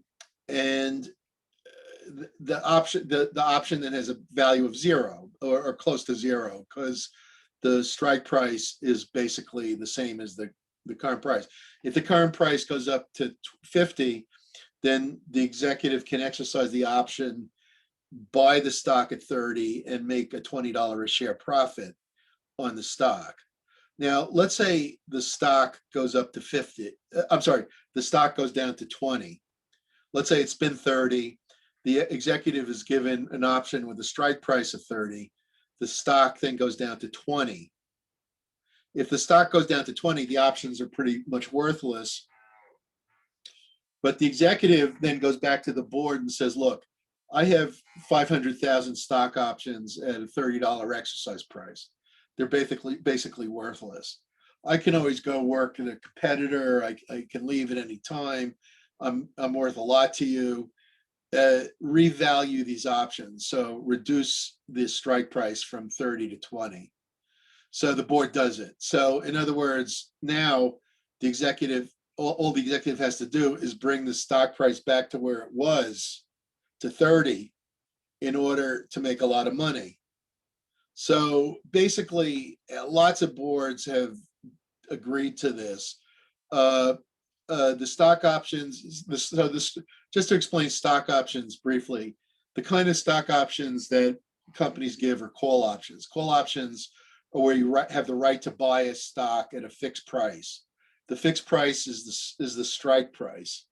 So options say you can buy a stock at a fixed price. If the stock goes up, you can still buy it at the old price. The difference between buying a stock and buying an option is leverage.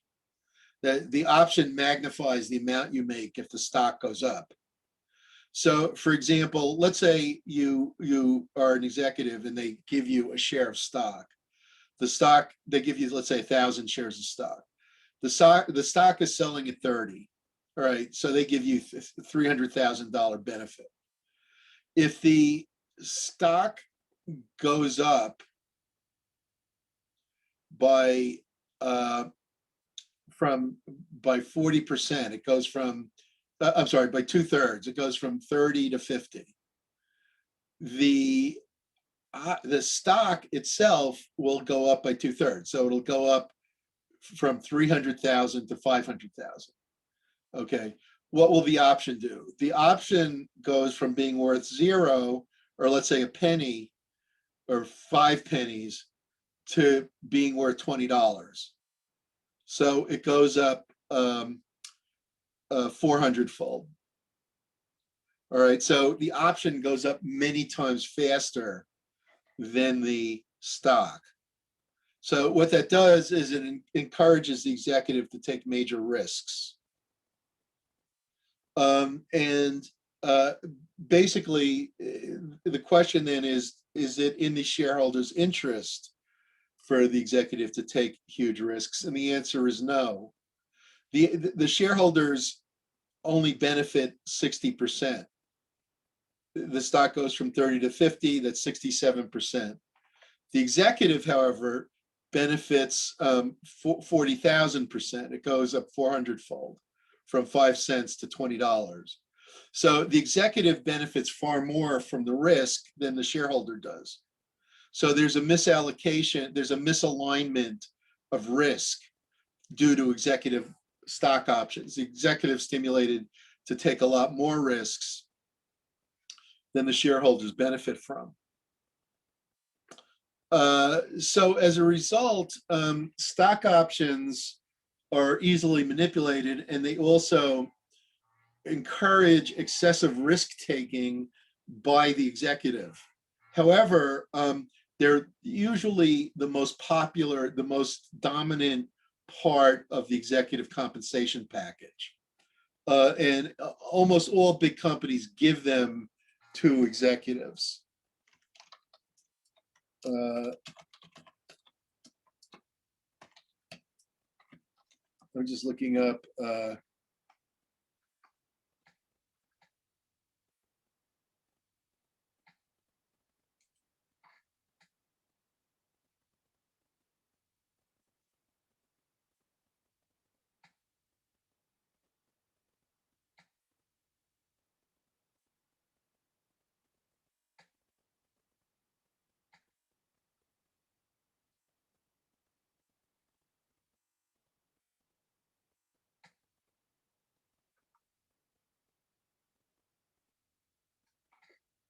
yeah, I don't see. They're still widely used. They're still probably the dominant part. A better thing for executives than the stock options would be restricted stock. Restricted stock is just stock. So it's restricted because the executive can't sell it. So basically the company says, so instead of giving him 100,000 stock options worth $50,000 and a chance to make $1 million, the company says, we'll give you $50,000 worth of stock, and you won't make as much. If the stock price doubles, you'll make 50,000 instead of $1 million, but you'll still do well. But it won't encourage them to be as risk-taking as the stock options are. Phantom stock is where it's like restricted stock. But you don't have actual shares. You give the company hypothetical shares of stock. You put them on the books of the company. They're a liability to the executive. So the company owes these theoretical shares to the executive, and the shares are credited with interest, and they go up and down with the company's stock price. So you can say to the board, well, we're going to give you $200,000 in compensation, but we're also going to give you $200,000 in phantom stock. We're going to hold it on the books of the company. The phantom stock will go up when there's a stock dividend. It'll go up and down with the stock price. And if you're with us as a director at least 5 years, the phantom stock will vest and you're entitled to 100% of it, and you can take it at any time. So the idea of phantom stock is also similar, parallel to stock appreciation rights, which are the same thing as stock options, except they're also like on the books of the company. So basically the stock appreciation rights are an entry on the books of the company that the executive has the right to exercise them within a fixed period of time, and the options have to vest. They have to be held for a certain period of time before they're exercised. That's true of stock options as well as stock appreciation rights. And if the stock price goes up, then the executive or board member can exercise the stock appreciation rights and take cash for it. They never really existed. They're just on the books of the company. I already talked about deferred bonuses. Bonuses are paid for current year performance. They're cash payouts for, they can set up like if profitability exceeds 10% of assets, or if return on the stock price exceeds a certain level, we will pay you a bonus related to that measure in such and such a way.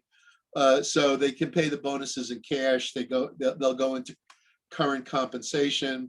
If the executive doesn't want to pay the 37% income tax, they can put them into a deferred compensation plan.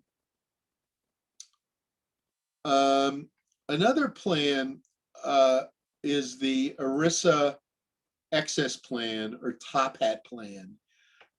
Basically, I'll talk about ERISA, the Employee Retirement Income Security Act, next time. But in this context, you should know that both defined benefit and defined contribution plans have maximum contributions and benefits under the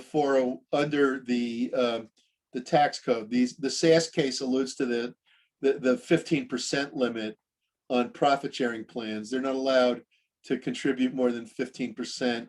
The company is in 15% of pay into the profit sharing plan. But for 401k plans and for defined contribution plans, there's a separate defined contribution and benefit limits, ERISA. So the current limits are $225,000 in compensation for a defined benefit plan and $56,000 for a defined contribution plan. So what that means is that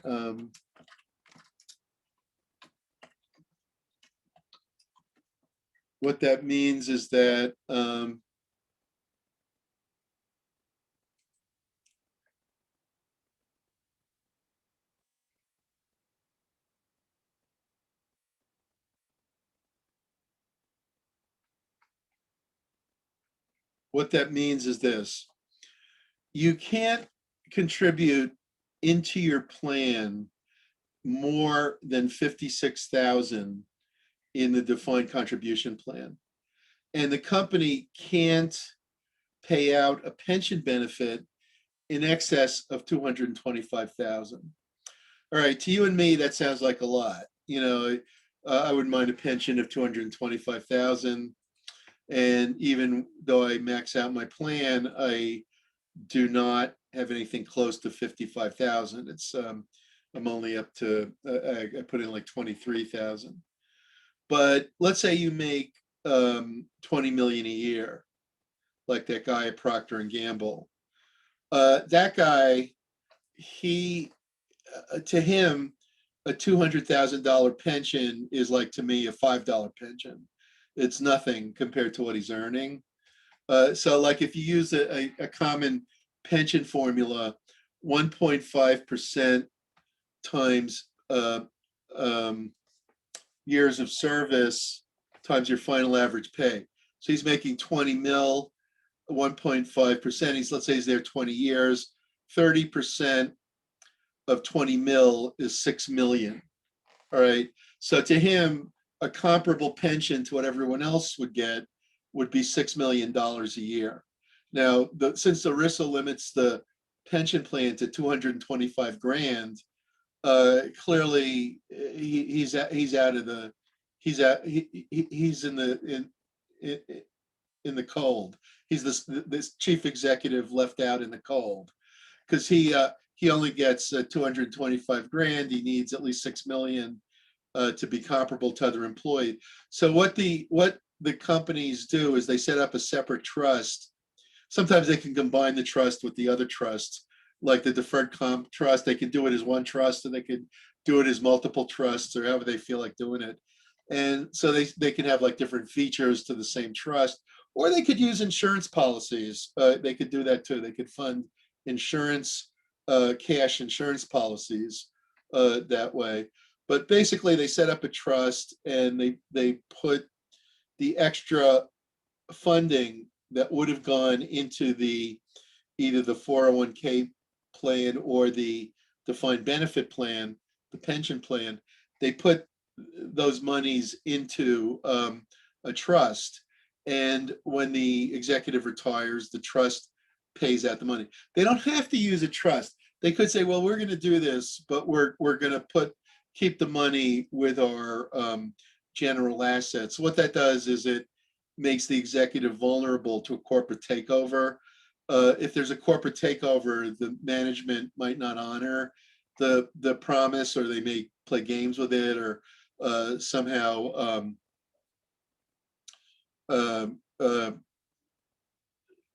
find it impossible to, they might go into bankruptcy. Who knows what they could possibly do. So basically, having a trust makes it a lot more secure for the executive, but not all companies do that. Now, in addition to this long list of elements, stock options, restricted stock, phantom stock, stock appreciation rights, bonuses, deferred bonuses, ERISA top hat or executive excess plans. There's also something called performance shares. Performance shares are units credited to an account. So they set up a plan. They say when corporate performance exceeds a threshold defined in terms of return on equity, return on assets, or some other measure, it could be even the stock price or whatever, a given number of units are credited to the performance share plan. And the units are revalued up and down when performance exceeds or falls below different levels of performance. So in other words, they can be defined however you want. So they could say, for example, they could be creative. I mean, they could say, well, if our return on assets, let's say the return on assets is usually 10%. They say, if our return on assets is above 10%, we will contribute 50 units to or 500 units to the performance share plan. The 500 units are valued in accordance with the stock price of the company and go up and down with the stock price of the company. They're also credited with dividends from the company. They could set up a plan like that. So basically, the basic idea of a performance shares plan is that units are credited to the account. When the corporate performance exceeds a threshold, the units are credited with additional value. The value is paid to the executive after a vesting period. Vesting means that you get a right to it. And they use vesting for both stock options and other kinds of executive comp plans. Now, there are also other perks. Other perks can be apartments. It could include, let's say you've worked for Procter & Gamble for 10 years. you've accrued a pension benefit. You say to the company, well, I'm going to lose my pension benefit if I go to you. So I want you to pay me the makeup of the pension that the company I'm leaving is going to pay me, and what I would have gotten for those 10 years if I had stayed and earned a higher final average salary, which is used in computing the pension I get for those 10 years. So I want you to make up the pension I'm losing from my first company and put that into the executive trust. It could be apartments. It could be a car. It could be access to company jets. It could be compensation for relocation expenses. You could really, there's really no end to the kinds of things that executives can demand. So basically, all of these provisions of executive pay are widespread. I once did a paper when I was a graduate student. I did a paper that got published in Benefits Quarterly about the compensation of executives in the Fortune 500. It actually was in some of the Fortune 500 firms. And, I found that basically there was a limited correlation with performance. The most admired firms are in some kind of premium, but it's limited. The rewards for good performance are not the lion's share of the package. They exist, but they're not the lion's share. All right, a couple more issues about pay for performance and incentive pay. First of all, pay secrecy. Employees in many companies are not supposed to discuss pay. In an open system, there will be public knowledge of pay. Where I work, CUNY, pay is public knowledge. You can look up government employees' pay on the web. In most corporations and most private employers, rank and file pay is private, typically not released. In some companies, they don't care if you talk about the pay, but in a lot of companies, they don't want you to discuss pay. The pay of the top 5 executives is public knowledge. It's in the proxy statement that is sent to all shareholders, and it's public information. So you can get the proxy information on the web for any company and see what the CEO is making. So it's easy to figure it out. Now, one last point, and then I'll let you go. Pay compression. Pay compression occurs when employees perceive too narrow a difference between their own pay and that of their colleagues. So let's say you are with the company 30 years, you've got a lot of experience. They hire a new person, and the new person makes 5% less than you do. You might be unhappy about that. So you perceive too narrow a difference, and they start to complain. So often pay systems have to be modified. That, in other words, I remember last week I talked about the pay policy line, that they have to sometimes adjust the pay policy line to raise the ranges on the grades, so that higher rated people in a given grade are higher, higher ranked people or in a given grade are paid more than lower ranked people or lower performing people in the grade. So the company can adjust for pay compression. It's sometimes a problem. All right, so I've covered a number of things. I think it's the issue of executive pay is an important one. I would say that executive pay is out of hand. They're overpaid. The relationship to performance isn't strong enough. The relationship between pay and performance is stronger for most salespeople than it is for most executives, and that doesn't seem right. I mean, they know what the executive is overseeing. It may not be due to the executive's fault. If performance goes up 10%, it may not be because the executive did anything. But over time, it seems clear that the executive has to take responsibility for the firm's performance. And if they don't have their pay adjusted for the company's performance, then whose pay should be? And so I think it's really an area that is in need of a certain amount of rethinking and reform. How to do that, I don't know.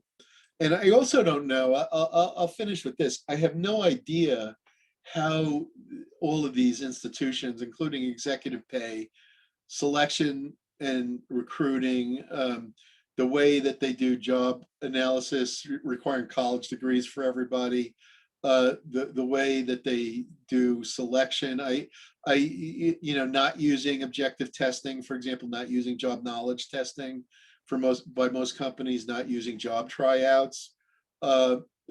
So basically, companies just have not really been focused on how to manage their HR better. And the result is, I think the companies are less efficient than they could be.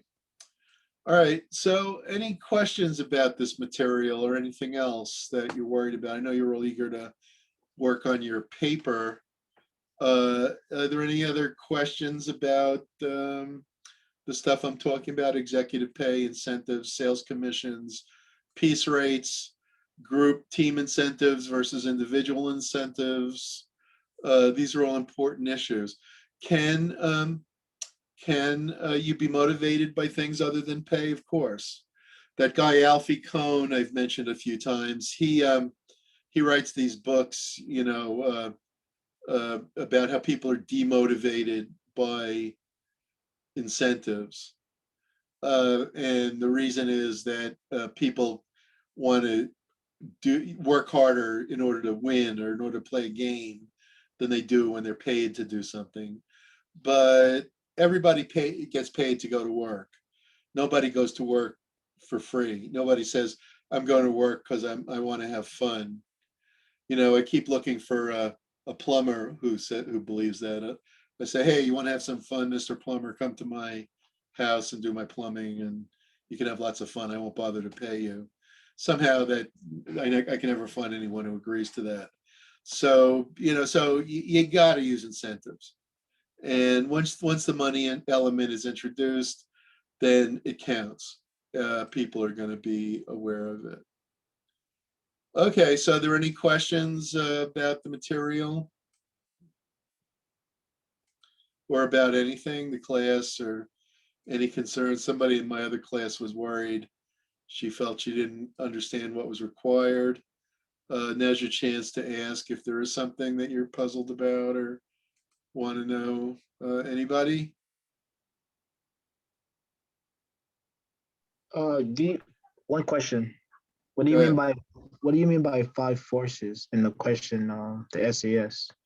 Oh, okay, that's a good question. All right, so Porter talked about here, let's get on the screen, said that there are 5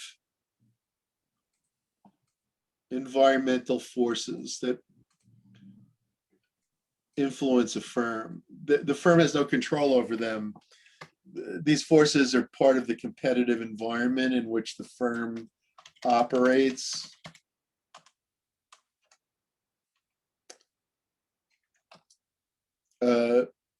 So the first force is substitutability.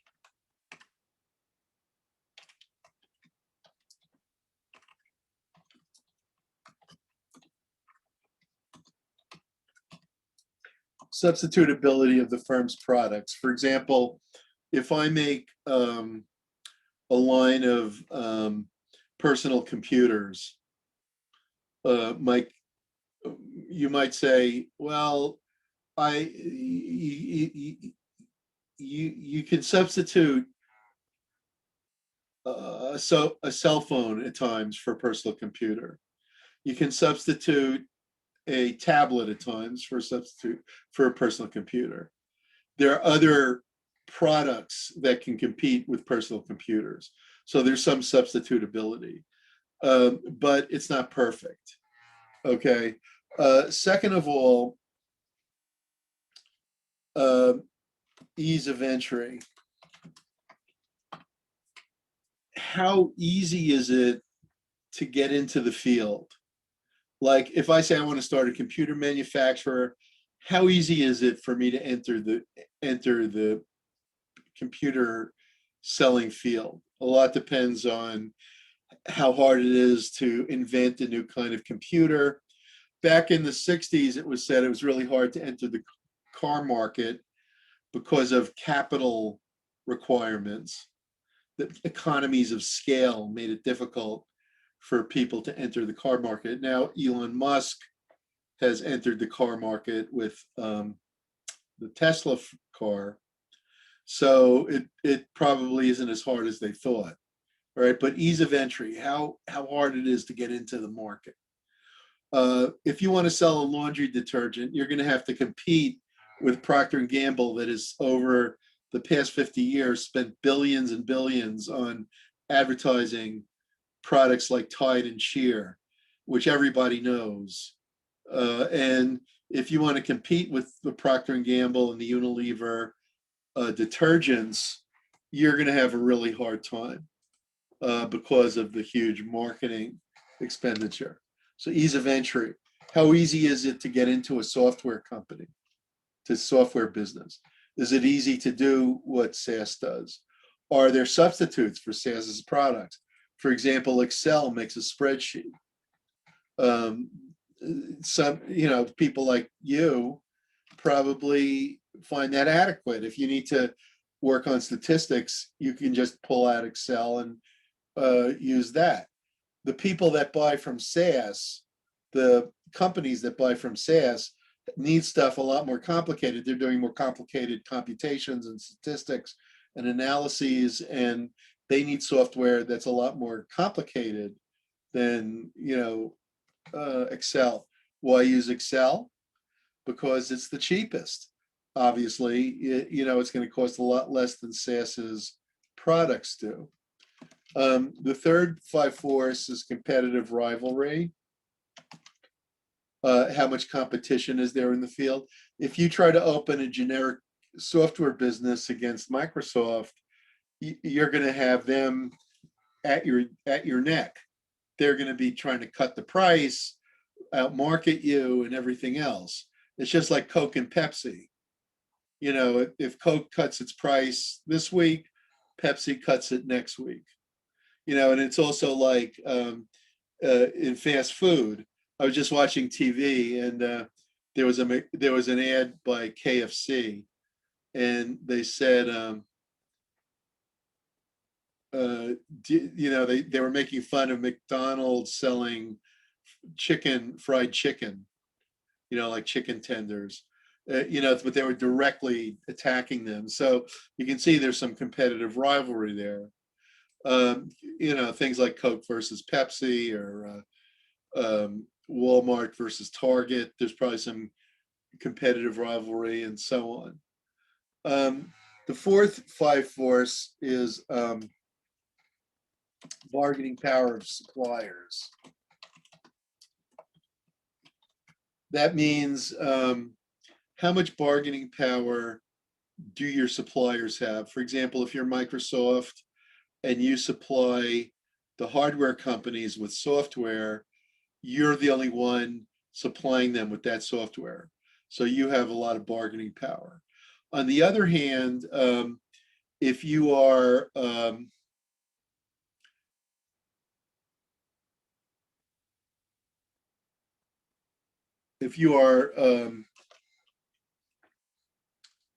say a company like Walmart, then you have bargaining power against the people you sell to, buy from, I mean. they have so many customers that they've over the years told their suppliers what to do. And the suppliers have to do it because if they don't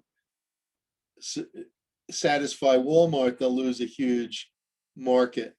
So because Walmart has so many buyers interested in selling,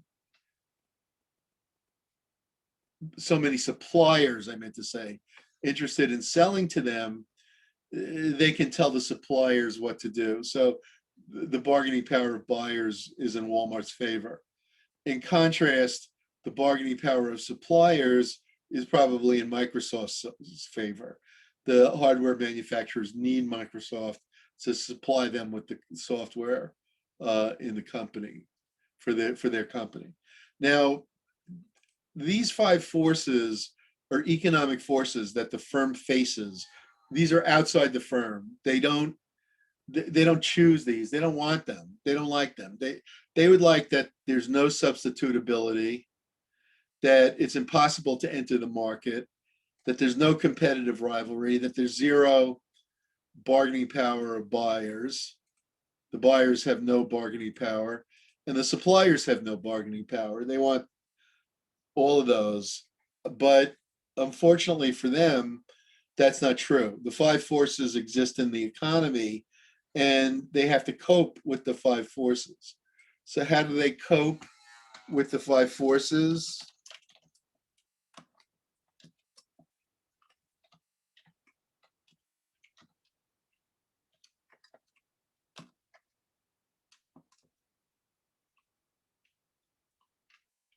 Okay. First, they have 4 generic strategies to cope with the 5 forces. Number 1, cost.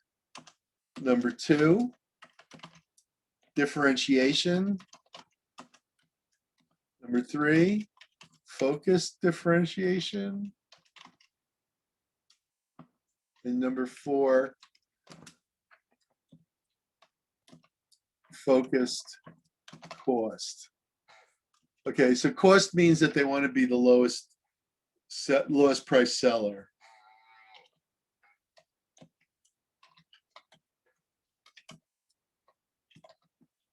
So that would be like Walmart. In the computer field, I forget, there's some cheap brands of computers, cheapest computers.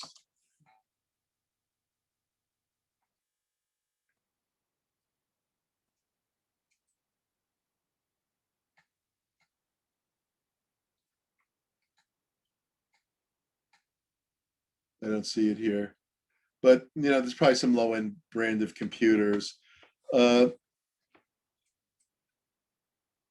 And those would be the cost competitors, the ones who come in at the lowest price. They usually have the cheapest employees, the cheapest plant, and so on. Differentiation is totally different. Under differentiation strategy, the company does something different. It can be imaginative. It can be in a unique location. But they do something different that makes them unique. And that different characteristic enables them to charge high prices. The high prices are necessary because if you have a differentiation strategy, you're hiring employees who have some superiority to everyone else. For example, they might be the smartest, they might be the most flexible, they might work harder, whatever. So the employees in the differentiation firms usually have unique skills, and they are going to get higher salaries. So, for example, if you buy a diamond ring at Tiffany's, the sales clerk is going to have many skills, intangible and tangible. They're going to know about how the jewelry is made and what makes one piece different from another piece, and what the best quality pieces are, and how you determine it, and how do you value a diamond, and so on. And they know all this and more. In a cheaper place, they're not going to know as much. So that's why Tiffany's has unique characteristics that make it more expensive. All right.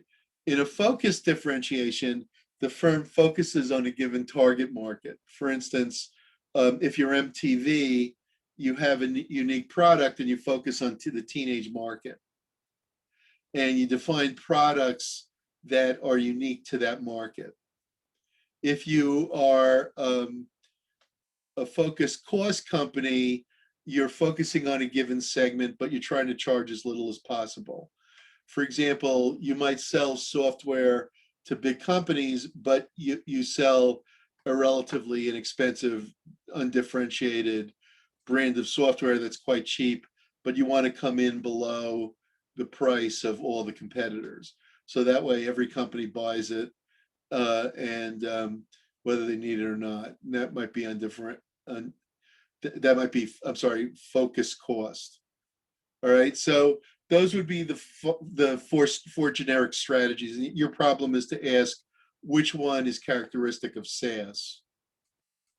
All right, did that satisfy you? If it didn't put you to sleep. That was good, Professor. Thank you. You're welcome. Thanks a lot. Thanks a lot. I would a lot too. Okay, good. I'm glad. So are there any other questions about stuff? It could be relative to the paper or anything else, the material. What I just explained is a lot of what you need to know for the paper, actually. But, you need to read the paper to learn about what their HR policies are.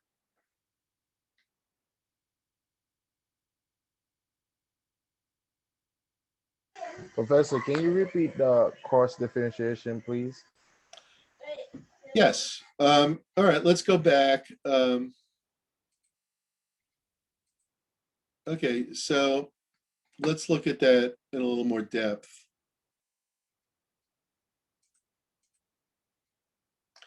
So now we're looking at the three generic, or really four generic. Wait, Professor, before you go in depth, you were saying something about the HR policies? Yeah, so in other words, the SAS case describes the HR policies. So you need to read the case to learn what they are and determine whether they're supporting the business strategy or not supporting the business strategy. All right, thank you. You're welcome. Okay, so first of all, cost. Sometimes I call it cost leadership. The cheapest. All right, remember when we watched the commercials? Here, let me show you. This is the commercial of a cost leadership firm.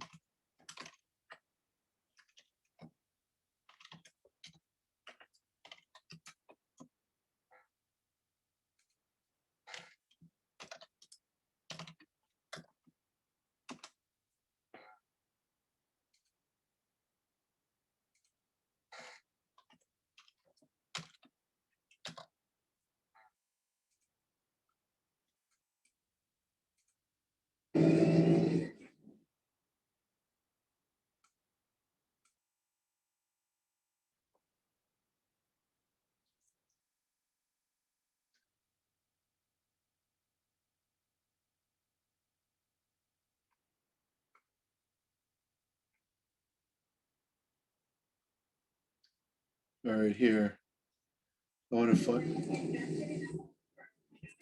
This year we got creative with our dollars. But with Walmart's low prices, you still know how to do it up and keep costs down.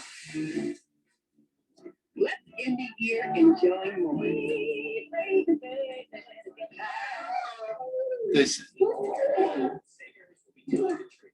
So they mentioned cost and savings like 4 times in that commercial. Let's see another one, another cost commercial. Super Bowl commercial. Let me, I'm sharing, I'm gonna put it on screen share. I had it the wrong way. future? This is the present, future Phil. Here's your order, Bills. Excellent. Here are your groceries.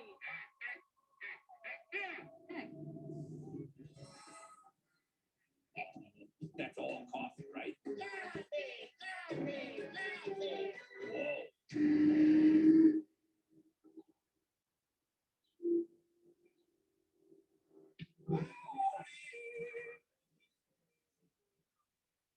All right, well, that was more of an informational thing where they're telling you about free pickup. Now let's try one more.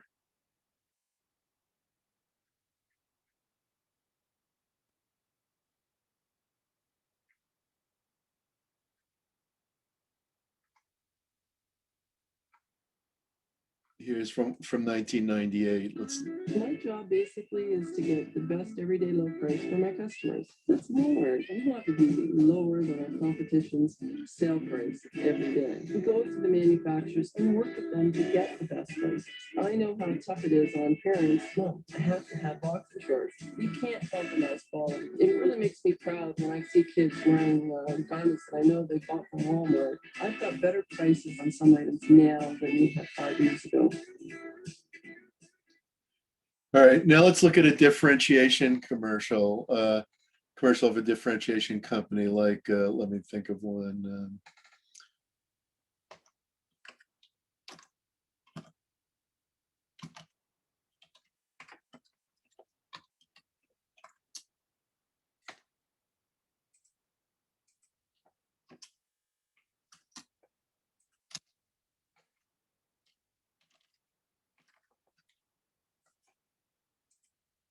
All right, Matthew McConaughey did this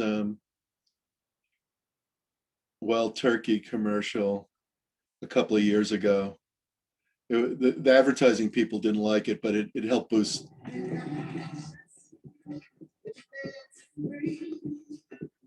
We didn't set out to make a hit.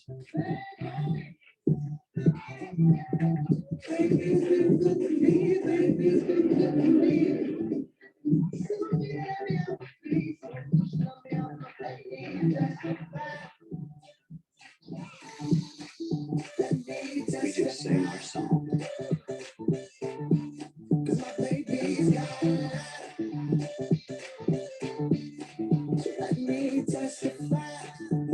Real bourbon, no apologies. Wild Turkey. It'll find you.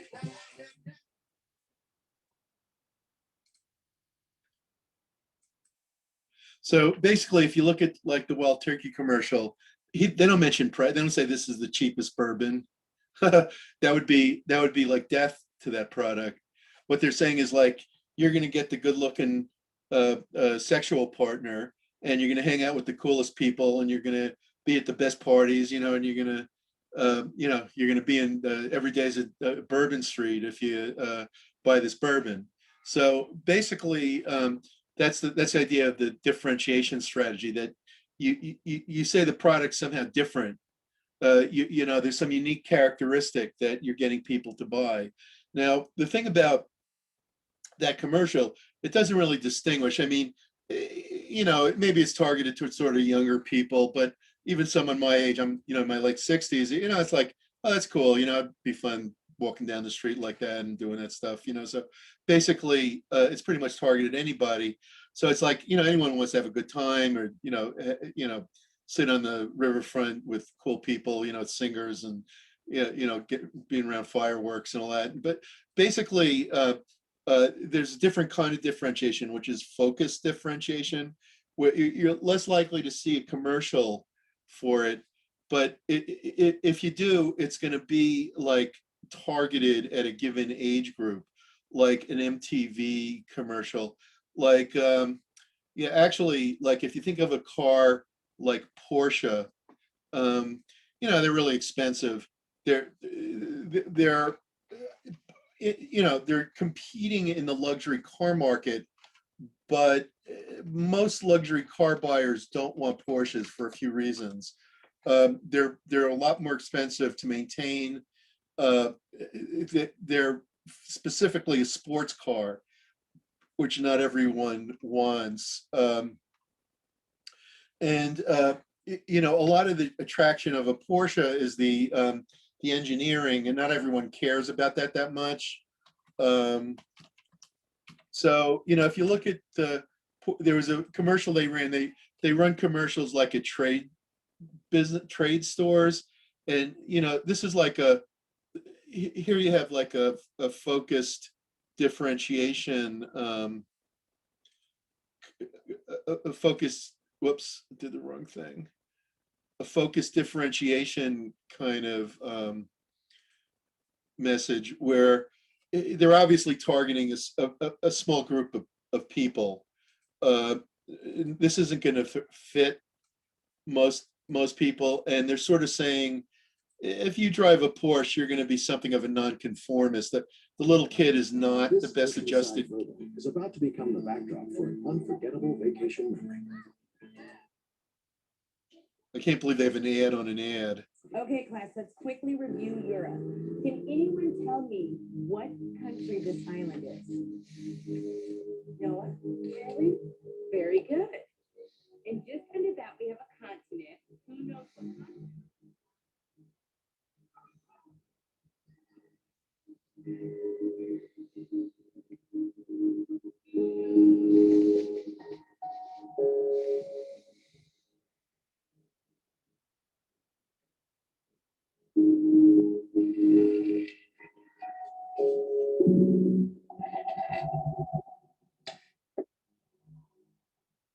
William, can you tell us what's so interesting out the window? Okay, pay attention this time, okay?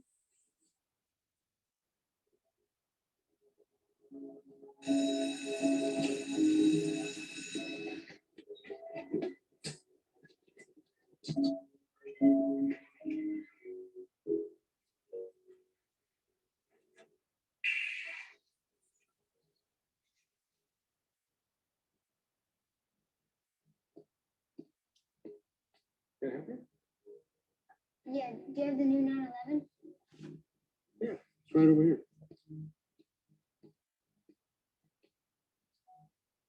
You want to get in? Really? Sure.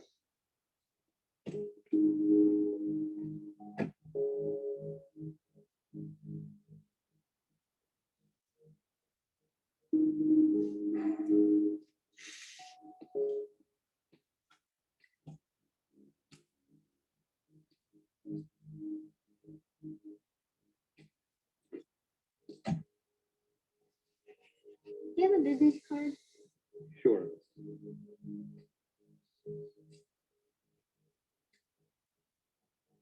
Thanks.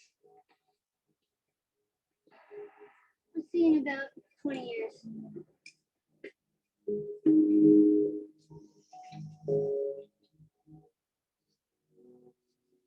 It's a funny thing about a Porsche. There's the moment you know you want one. There's the moment you first own one. And for the truly afflicted, there's the decade or two that passes in between. From its first days on the road over 40 years ago, the 911 has ignited the kind of passion in drivers that only a Porsche can. And now, once again, it is poised to redefine what's possible. Introducing the new 911 Carrera. It is, quite simply, the purest expression of who we are.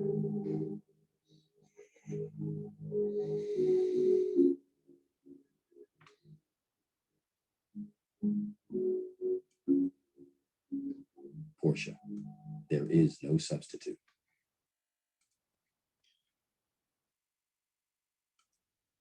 And you'll notice that their motto there is no substitute, is the same word, substitutability. That's one of the 5 forces.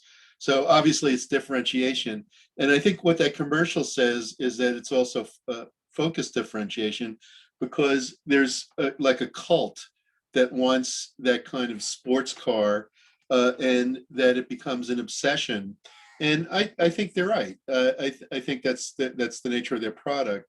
So basically, if you look at the 3 types of firms, the focused cost is less important than focused differentiation. If you look at the 3 firms, cost differentiation and focus differentiation, you need very different types of HR policies, especially between the cost and the other two. But I think there are also differences between the differentiation and the focus differentiation. I think the focus differentiation requires people who are going to be there for the long term. You got to know the market. You might know you might know engineering. You might even be specialized in the engineering of luxury cars, but do you understand the kind of engineering that the kind of people that buy Porsches want, which is, of course, race car. They want to they want to have cars that can compete, with professional race cars. So basically, that type of person is going to have a unique product taste, and the kinds of things they value are going to be a lot different from the kind of person that buys a Mercedes Benz or a Cadillac. And so they probably are going to have engineers and marketing people who are very, very car oriented, who are very, fixated on coolness and stuff like that. And they're going to be tied to the market segment that buys the Porsche. All right. So the question is, if you've got these three strategies, cost as in Walmart, differentiation as in Wild Turkey, and focus differentiation as in the Porsche, how would the HR policies differ? Do you need the same HR policies in Porsche that you have in Walmart? Or do you have different kinds of employees there?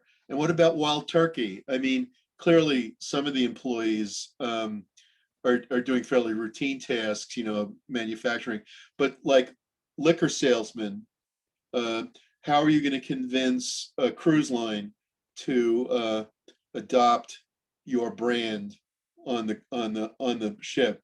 It can mean 15 million in sales a year. What kind of people are you going to be employing who can do that? And you also need blue collar people who are able to handle perishable goods, truck drivers who can be aware of the damage that can be done, and so on. And so there's going to be a slightly different kind of person working for Wild Turkey than there is for Walmart, and again, different from Porsche. And so how do the HR policies differ in attracting the different kinds of employees? All right, does that make sense?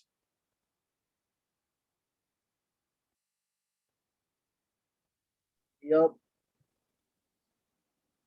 Okay, I hope you found that interesting. Anyone else have a question?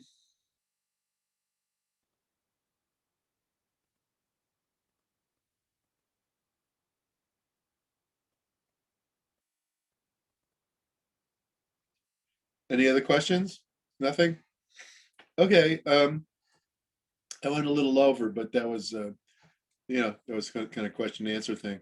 All right, so any other points? Otherwise, I'll say good night, and let me see what the messages are.